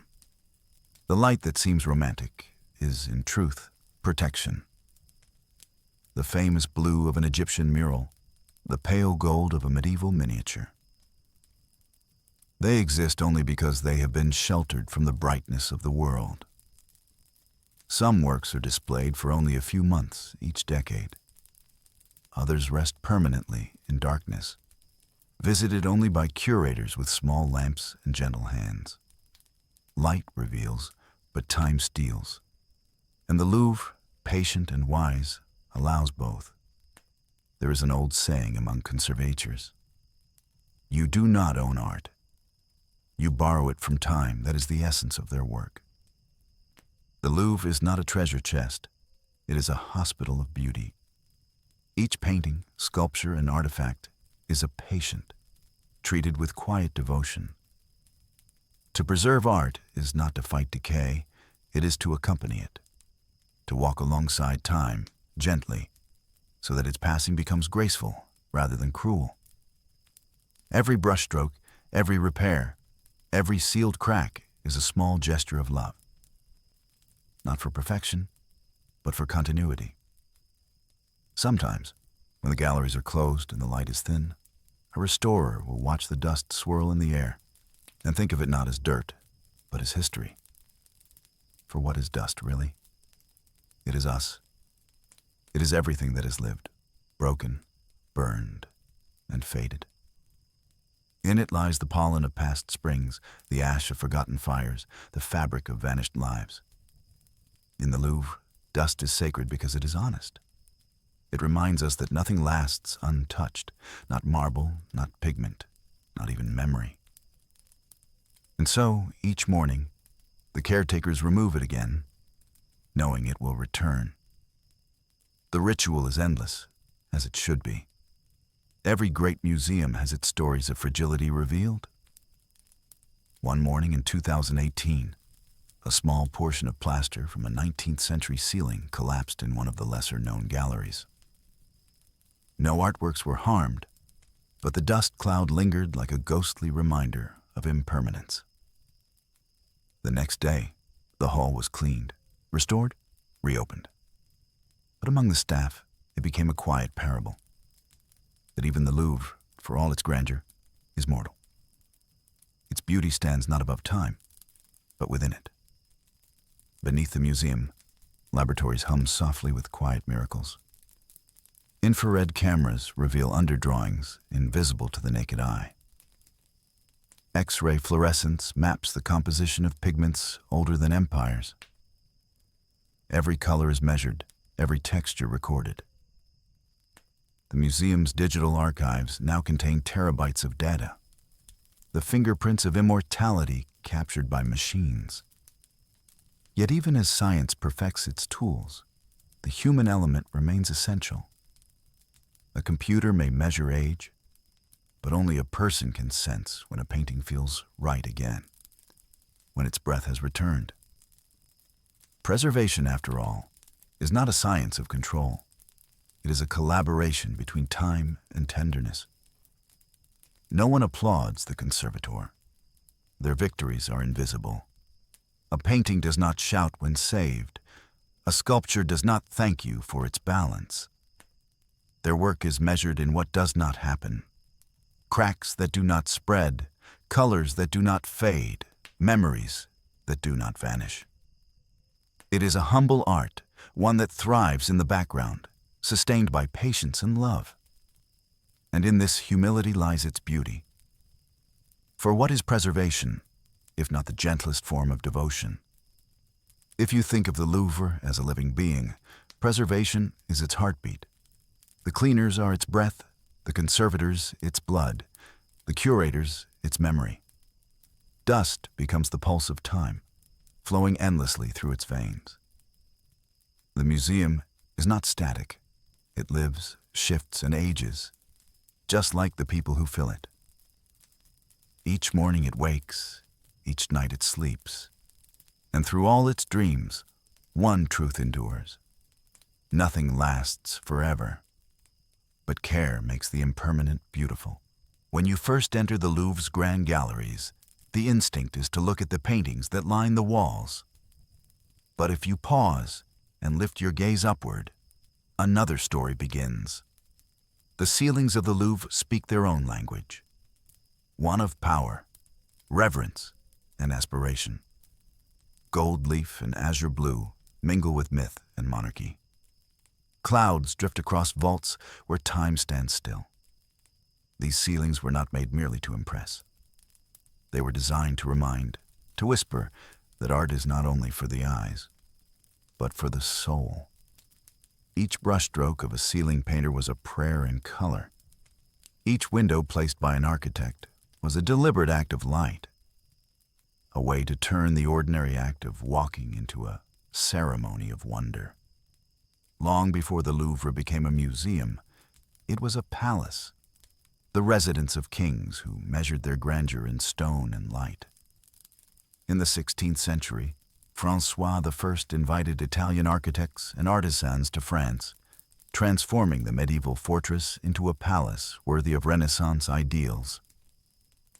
Pierre Lescot, one of the first great architects of the Louvre, believed that architecture should be a conversation between earth and sky. He designed the Salle des Caryatides, a hall where human-shaped columns hold up a ceiling that seems to float. The sculptor Jean Goujon carved the caryatids with such grace that they appear to breathe under their burden. Even today, as you stand in that hall, the air feels sacred. The marble figures do not strain. They seem serene, as if proud to bear the weight of heaven. As the centuries passed, each monarch added his own vision. Henri IV expanded the palace toward the Seine. Louis XIII and Louis XIV filled its halls with the ornament of empire. Under Louis XIV, the Sun King, light itself became architecture. He demanded that his palace glow with divine brilliance. Gold leaf adorned every arch. Mirrors and chandeliers multiplied every flicker of flame. In the Galerie d'Apollon, which still dazzles today, the ceiling bursts with myth. Painted by Charles Lebrun and his assistants, it celebrates Apollo, the god of light, as a symbol of the king himself. When you stand there now, beneath its gilded panels, you feel the pulse of the 17th century, a world where beauty was proof of divine favor, and where every beam of sunlight through the window was a reminder of royal glory. Lebrun's frescoes shimmer with allegory. Dawns, suns, muses, and victories swirling in endless gold. The painter once wrote that he wanted to make the air itself radiant. And somehow, he did. Ceiling painters were illusionists of faith and geometry. They turned flat surfaces into boundless skies. They built stairways of clouds and palaces of light that no human could touch. In the 17th and 18th centuries, they used a technique called quadratura, painting architectural details that extended the real space into the imagined one. Columns rose where there were none. Windows opened onto celestial vistas. Domes expanded infinitely upward. These illusions were more than tricks. They were metaphors, visions of heaven within walls of stone. To paint a ceiling in the Louvre was to play with eternity, to create the illusion that the building had no limit, that imagination could reach where architecture could not. Centuries later, when the Louvre became a museum, many of these ceilings had darkened under soot and candle smoke. In the 19th century, during Napoleon III's grand renovation, restorers climbed scaffolds that reached like forests into the air. They cleaned, repainted, and re-gilded the forgotten heavens above the galleries. It was then that the Louvre became not only a palace of art, but a work of art itself. Every corridor, every dome, every beam of light became part of the exhibition. Architects like Hector Lafeuille and painters like Eugène Delacroix treated the museum as a living cathedral. Delacroix's ceiling in the Galerie d'Apollon still glows with tempestuous clouds and winged figures. He once said that painting a ceiling was like painting the sky while standing on the earth. When the 20th century arrived, the Louvre faced a new challenge: modernity. The architects of the past had worked with candles and sunlight. Now came electricity, glass, and steel. In 1983, when President François Mitterrand commissioned architect E.M. Pei to redesign the museum's entrance, many were outraged. A glass pyramid in the courtyard of an ancient palace. It sounded like heresy. But Pei's vision was pure light. He believed that the Louvre, long hidden in shadow, needed transparency, a way to let the sky itself enter the museum. The pyramid, unveiled in 1989, refracts daylight into the underground halls, turning them into luminous sanctuaries. At night, it glows softly against the Paris sky, not competing with history, but joining it in harmony. Pei once said, "Light is the key to the spirit of architecture. It is the bridge between the tangible and the divine." In that sense, he was the last of the ceiling painters, his brush replaced by glass. Today, the Louvre ceilings continue to evolve. Some have been restored to their golden brilliance. Others have been left faded, their cracks and peeling paint part of their dignity.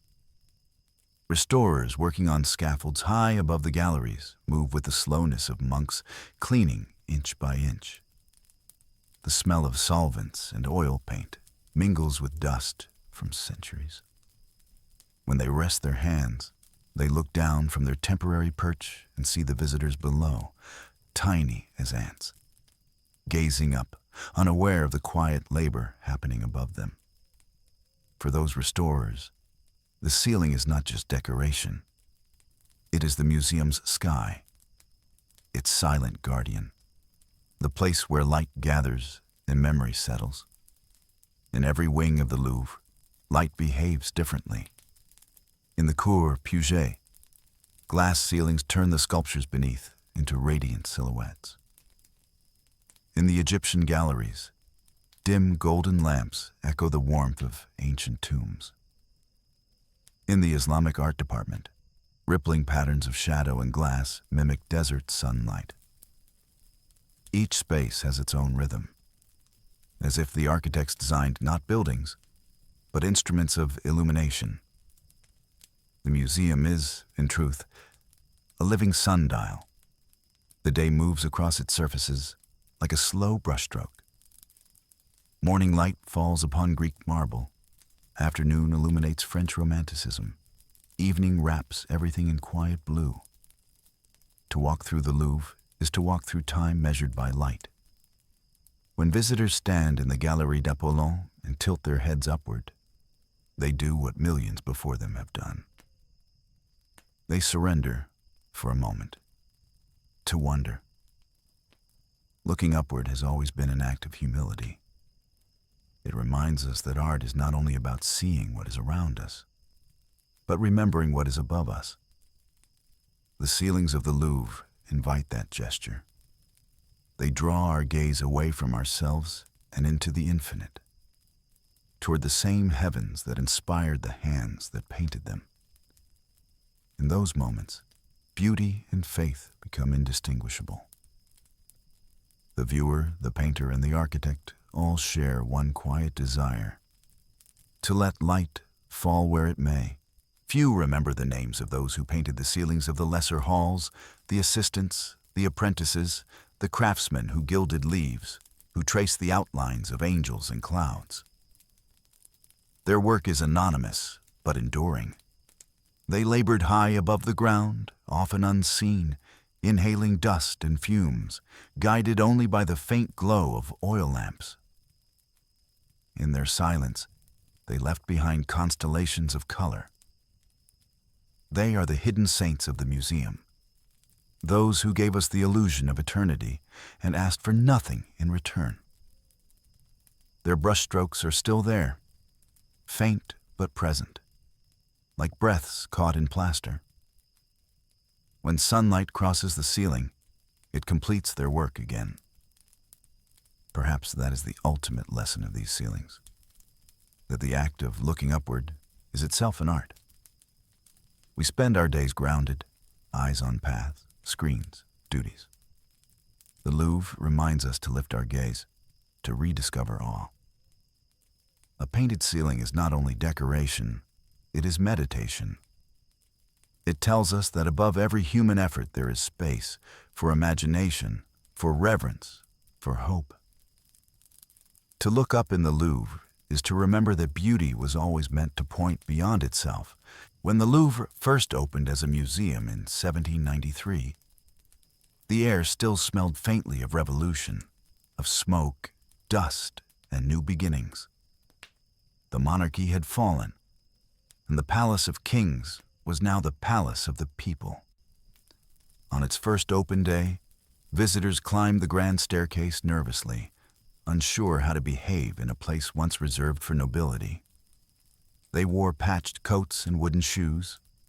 Some came from the countryside, drawn by rumors of unimaginable treasures.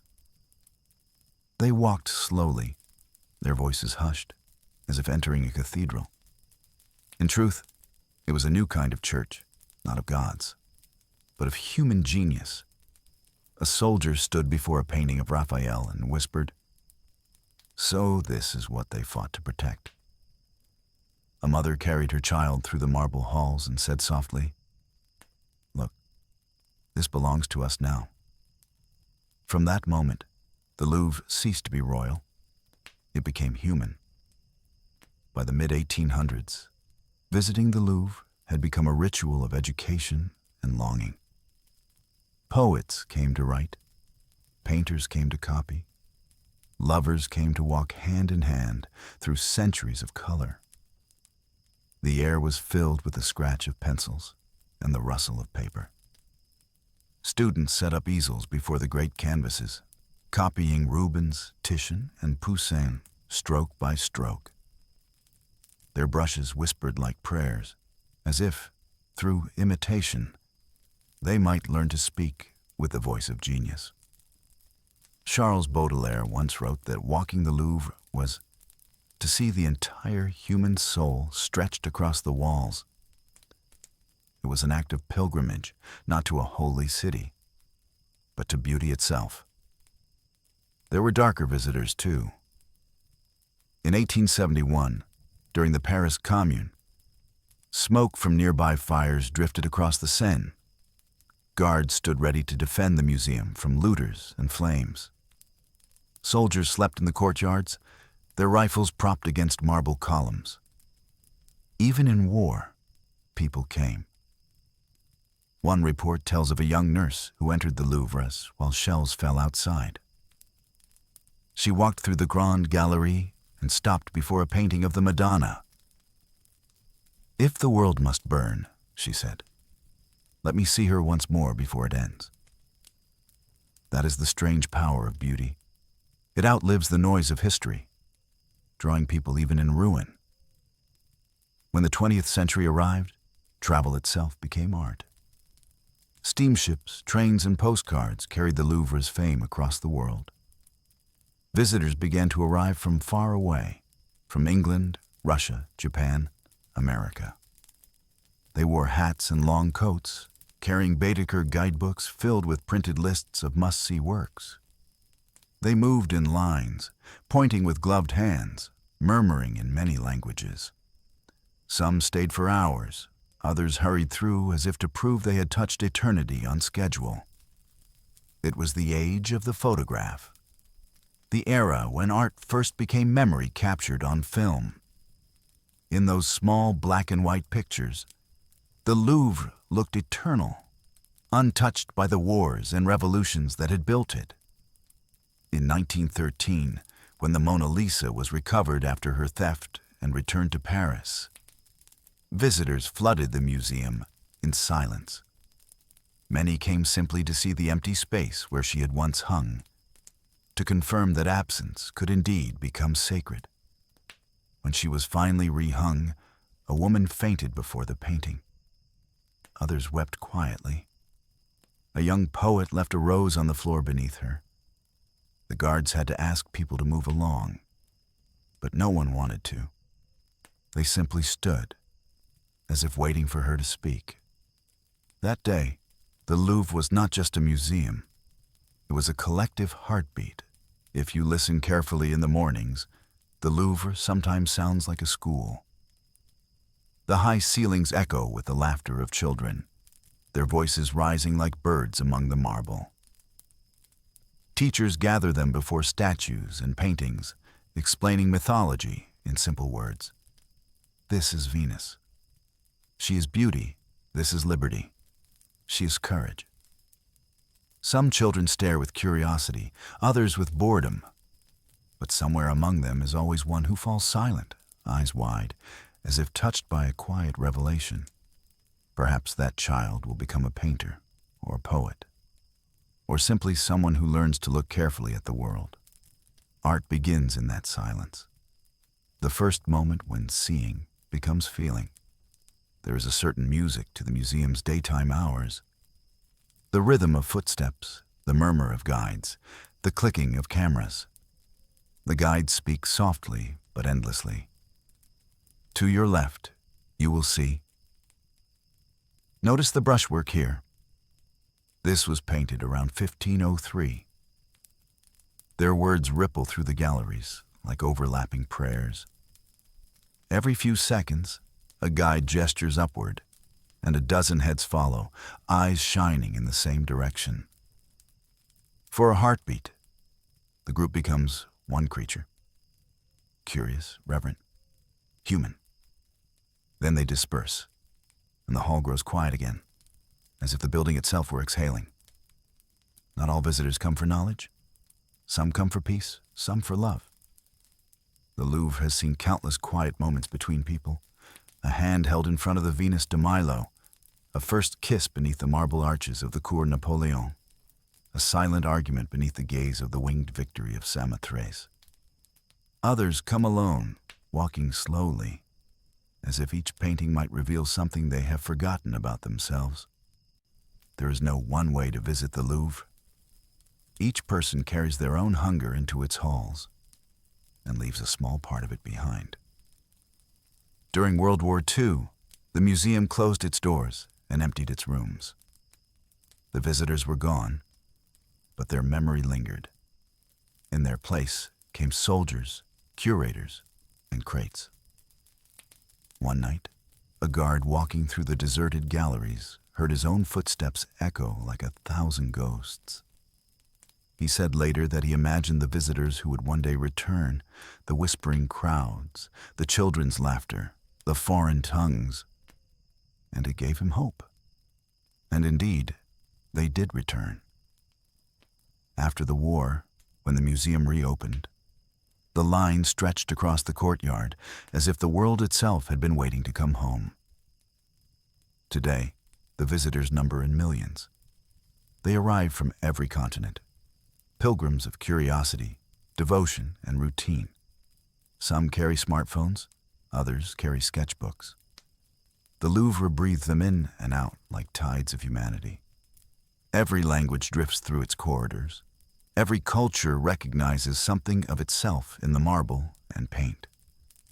At any given moment, someone is weeping quietly before a painting, while another scrolls through their messages. One sees the divine, another sees a photo opportunity. And yet both, in their own way, are worshiping the same thing, the desire to remember that beauty exists. If you could close your eyes and listen to the Louvre today, you would hear an orchestra of gentle chaos, the soft shuffling of souls on polished floors, the faint beep of a camera, the murmur of 100 conversations layered into one endless hum, the faraway ring of a guide's microphone, and somewhere, the echo of a guard's steps. Calm, steady, protective. It is the sound of humanity visiting itself. For every painting here is a mirror, and every visitor a reflection. Not all footsteps are physical. Every night, after the museum closes, digital visitors arrive. Millions scrolling through online galleries, zooming into brushstrokes on screens. Their fingers trace the same lines their bodies may never reach. They too wander the halls, silently, through pixels instead of marble. The Louvre's walls no longer hold only those who can travel. They hold everyone who dares to look, from a dimly lit apartment in Seoul, from a library in Nairobi, from a quiet room in Buenos Aires. The museum has become global breath, infinite, borderless, timeless. When evening falls, the crowds thin, the voices fade, the last visitors walk out slowly, some glancing back as if leaving a friend behind. The air grows cooler, the echoes softer. The marble floors, worn smooth by millions of souls, gleam faintly in the fading light. The guards close the doors, and the museum exhales. The footsteps have stopped, but their rhythm remains, like the aftersound of music once played.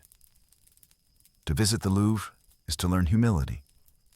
You enter as one, but you walk among thousands, not just the living, but all who came before. You realize, as you pass the ancient faces and timeless smiles, that you too are temporary. Your heartbeat joins the echo of countless others, and then fades. But that is the wonder of it. The Louvre does not ask for permanence. It asks for presence. For a few hours, you belong to something larger than yourself. The great river of human wonder. Every visitor who enters the Louvre feels it. That first hush, that sudden slowing of time. The grand staircases, the cool marble, the distant echo of footsteps. All invite a kind of reverence, an instinctive quieting of the self. It is not demanded. It simply happens. The noise of the outside world fades, as though absorbed by stone. The museum is, in essence, a sanctuary built not for worship, but for listening, to brushstrokes, to chisels, to the silence that has survived every century of chaos. Silence, in the Louvre, is not the absence of sound. It is the presence of meaning waiting to be heard. Sculpture is perhaps the purest form of silent art. It speaks without movement, without color, without breath. Yet its stillness contains an entire vocabulary of emotion. The Venus de Milo stands serene, her missing arms becoming gestures of eternity. The winged victory of Samothrace shouts triumph through marble wings that will never move again. Their silence is not muteness, it is concentration. The sculptors who made them knew that true speech lies not in noise, but in tension. The curve of a shoulder, the tilt of a neck, the pause before motion. When you stand before them, you begin to feel your own stillness answering theirs. It is as though marble and flesh share a single breath. Paintings speak too, but more quietly. Each canvas hums with invisible vibrations. Layers of decisions, regrets, corrections, and dreams. Leonardo's Mona Lisa does not need words to explain her smile. She speaks in the faint tremor between shadow and light. Vermeer's women, frozen mid-gesture, hum softly with the silence of rooms where the only sound is a page turning or milk pouring. You could almost say that silence is the true subject of painting, the unspoken space that gives form to color. The painters knew this. They left pauses between their pigments the way composers leave pauses between notes. What makes a masterpiece eternal is not what it says, but what it dares to leave unsaid. Even in the bustle of day, the Louvre has its silent moments. There are times, brief but precious, when the crowd thins and the air grows still. A beam of light falls on a statue, and for a few seconds, you hear nothing but your own breath. In that pause, you realize that silence is not rare here. It hides between people. It exists in the spaces between languages, between one whisper and the next. The museum does not resist sound. It transforms it. Every murmur becomes part of its music, a soft symphony of presence. If you listen deeply enough, you will hear silence not as a void, but as a harmony. Some galleries seem quieter than others, though no one quite knows why. Perhaps it is the shape of the ceiling, the weight of the air, the solemnity of the art. The Egyptian wing, with its dim golden light, feels like a tomb, not of death, but of memory. The silence there is ancient, full of sand and time. In the medieval basement, where the old fortress stones still stand, the silence feels damp, close, like earth breathing. In the Renaissance galleries, it is luminous and calm. The silence of thought, of revelation, of human invention. Each room has its own voice, its own heartbeat, its own kind of quiet. And together, they form a map of how silence changes with beauty. There is another kind of quiet that fills the museum. The silence of those who work behind the scenes. Curators, archivists, conservators, all spend their lives surrounded by objects that never speak aloud. They move gently, write softly, think in whispers. Theirs is a life of reverent listening. A curator once said, "You cannot understand a painting until you have been silent with it." In their quiet offices, far from the crowds, they commune with art in solitude, matching catalog numbers, reading letters, comparing brush strokes. It is a dialogue without words, a relationship built on patience. In a world that values noise and speed, their silence is radical and necessary. There are moments in the Louvre when silence becomes more than atmosphere. It becomes almost spiritual. You might find yourself alone before a vast canvas and suddenly feel tears without knowing why. Or stand beneath a dome where light falls like slow rain and sense something vast and benevolent watching back. That feeling, that weight of stillness, is the soul of the museum. It does not come from faith in a God, but from awe at creation itself. In that silence, human noise falls away, and what remains is what the painters and sculptors left behind, their longing to speak beyond language. It is the silence of eternity made visible. After the crowds leave, the silence deepens. The guards patrol in slow loops, their footsteps muffled. The air conditioning hums softly like distant wind. Somewhere, a light flickers against a marble shoulder. The museum is asleep, but not dead. Its silence is not emptiness. It is rest. It is the pause between chapters, the breath before the next sunrise. If you could stand in the Grande Galerie at 3 a.m., you would feel this silence almost physically, pressing gently against your skin, filling the air like invisible water. It is a silence that heals. It gathers everything that was spoken during the day, the laughter, the whispers, the awe and folds it neatly into the heart of the museum. But the Louvre's silence is also built from forgotten noise. The echo of chisels from long-dead sculptors, the shouts of workmen building wings and staircases, the rustle of royal garments sweeping across marble floors, the chants of revolutionaries in the courtyards. All those sounds still linger, embedded in the walls like fossils. Silence here is not absence, it is memory turned to air. When you breathe inside the museum, you are breathing centuries of voices. But time has softened them, woven them into harmony. That is why the silence of the Louvre feels alive, because it remembers everything.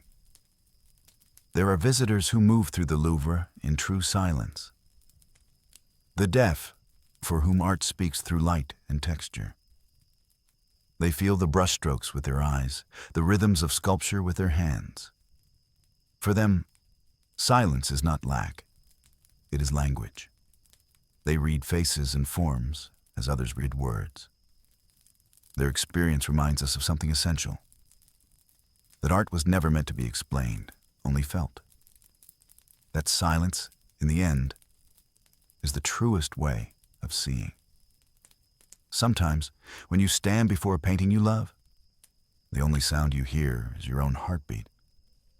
That too is part of the Louvre's silence, the echo of your own life answering another's creation. For a moment, the distance between centuries disappears. The painter's heartbeat, long gone, finds yours through the pigment. The sculptor's breath returns through the stone. It is not mystical. It is simply human. Two lives meeting across time, saying nothing, yet understanding everything. To be silent is not easy. The modern world resists it. It fills every pause with music, screens, and urgency.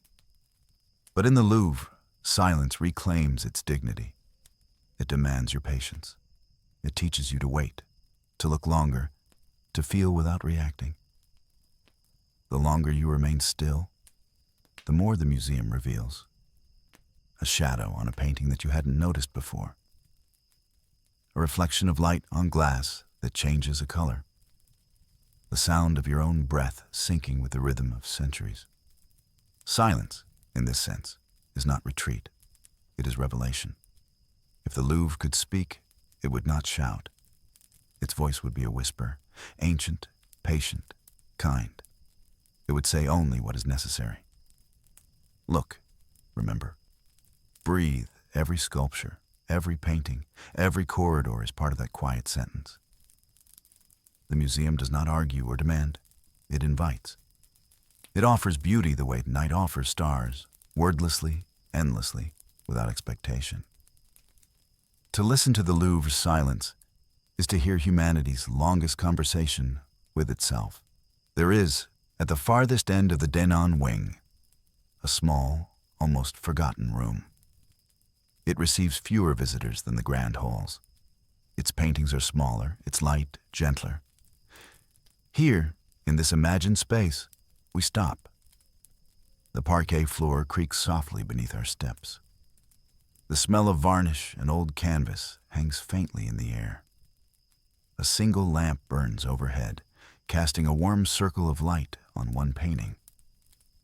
We don't need to know its name. It could be anyone's masterpiece, a Madonna, a portrait, a still life, a landscape. What matters is the quietness it carries, the way it holds both life and absence within its frame. In this moment, the entire history of art seems to gather in its colors. Every hand that ever drew, every eye that ever looked, every soul that ever tried to capture the light before it faded. The Louvre is not a building. It is a mind, vast, layered, and always dreaming. It remembers everything. The hammering of masons in the Middle Ages, the whispers of kings, the footsteps of revolutionaries, the laughter of tourists. It remembers war and peace, emptiness and crowds. And like the human mind, it never truly sleeps. It keeps thinking, even in silence. Each painting is a memory, each sculpture a thought, each corridor a neuron connecting centuries together. We are part of it too. When we walk through its halls, we lend it our imagination. We fill its stillness with our own stories. And in doing so, we become its caretakers, not of the stones, but of the feeling it creates. A painting, no matter how small, holds a fragment of eternity. It traps a moment, the angle of a hand, the color of the sky, the quiet turn of a head, and keeps it safe from time. Yet eternity is not stillness. Look closely at any painting, and you will see movement.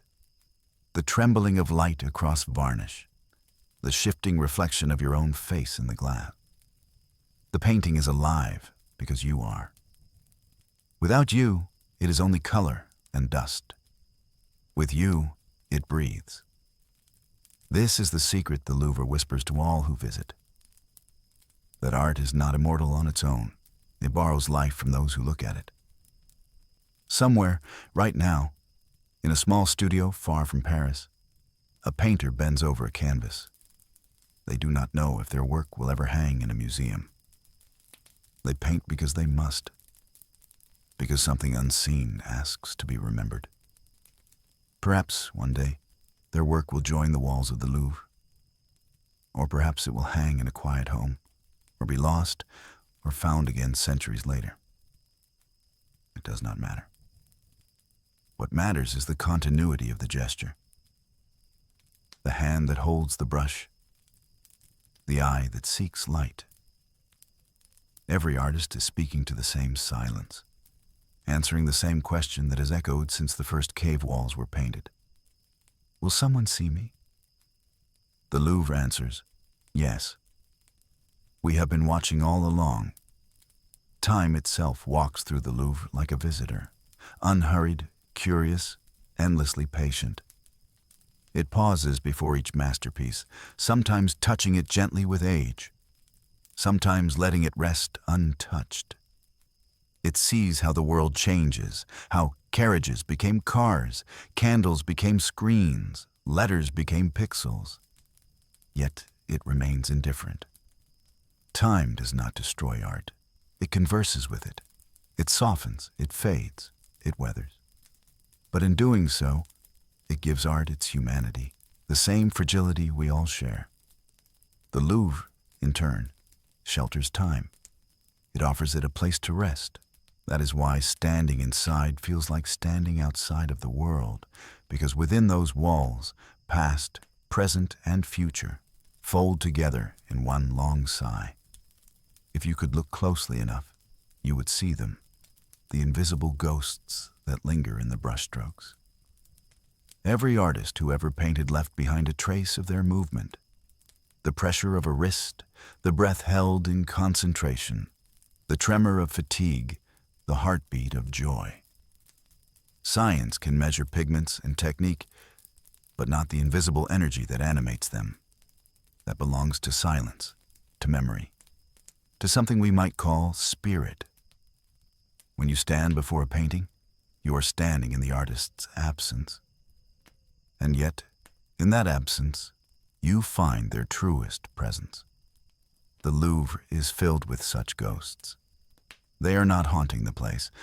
They are keeping it alive. Looking at art is an act of courage. It requires you to stop, to be still, to allow beauty to touch you without protection. Something happens in that silence. You begin to see not just the painting, but yourself reflected in it.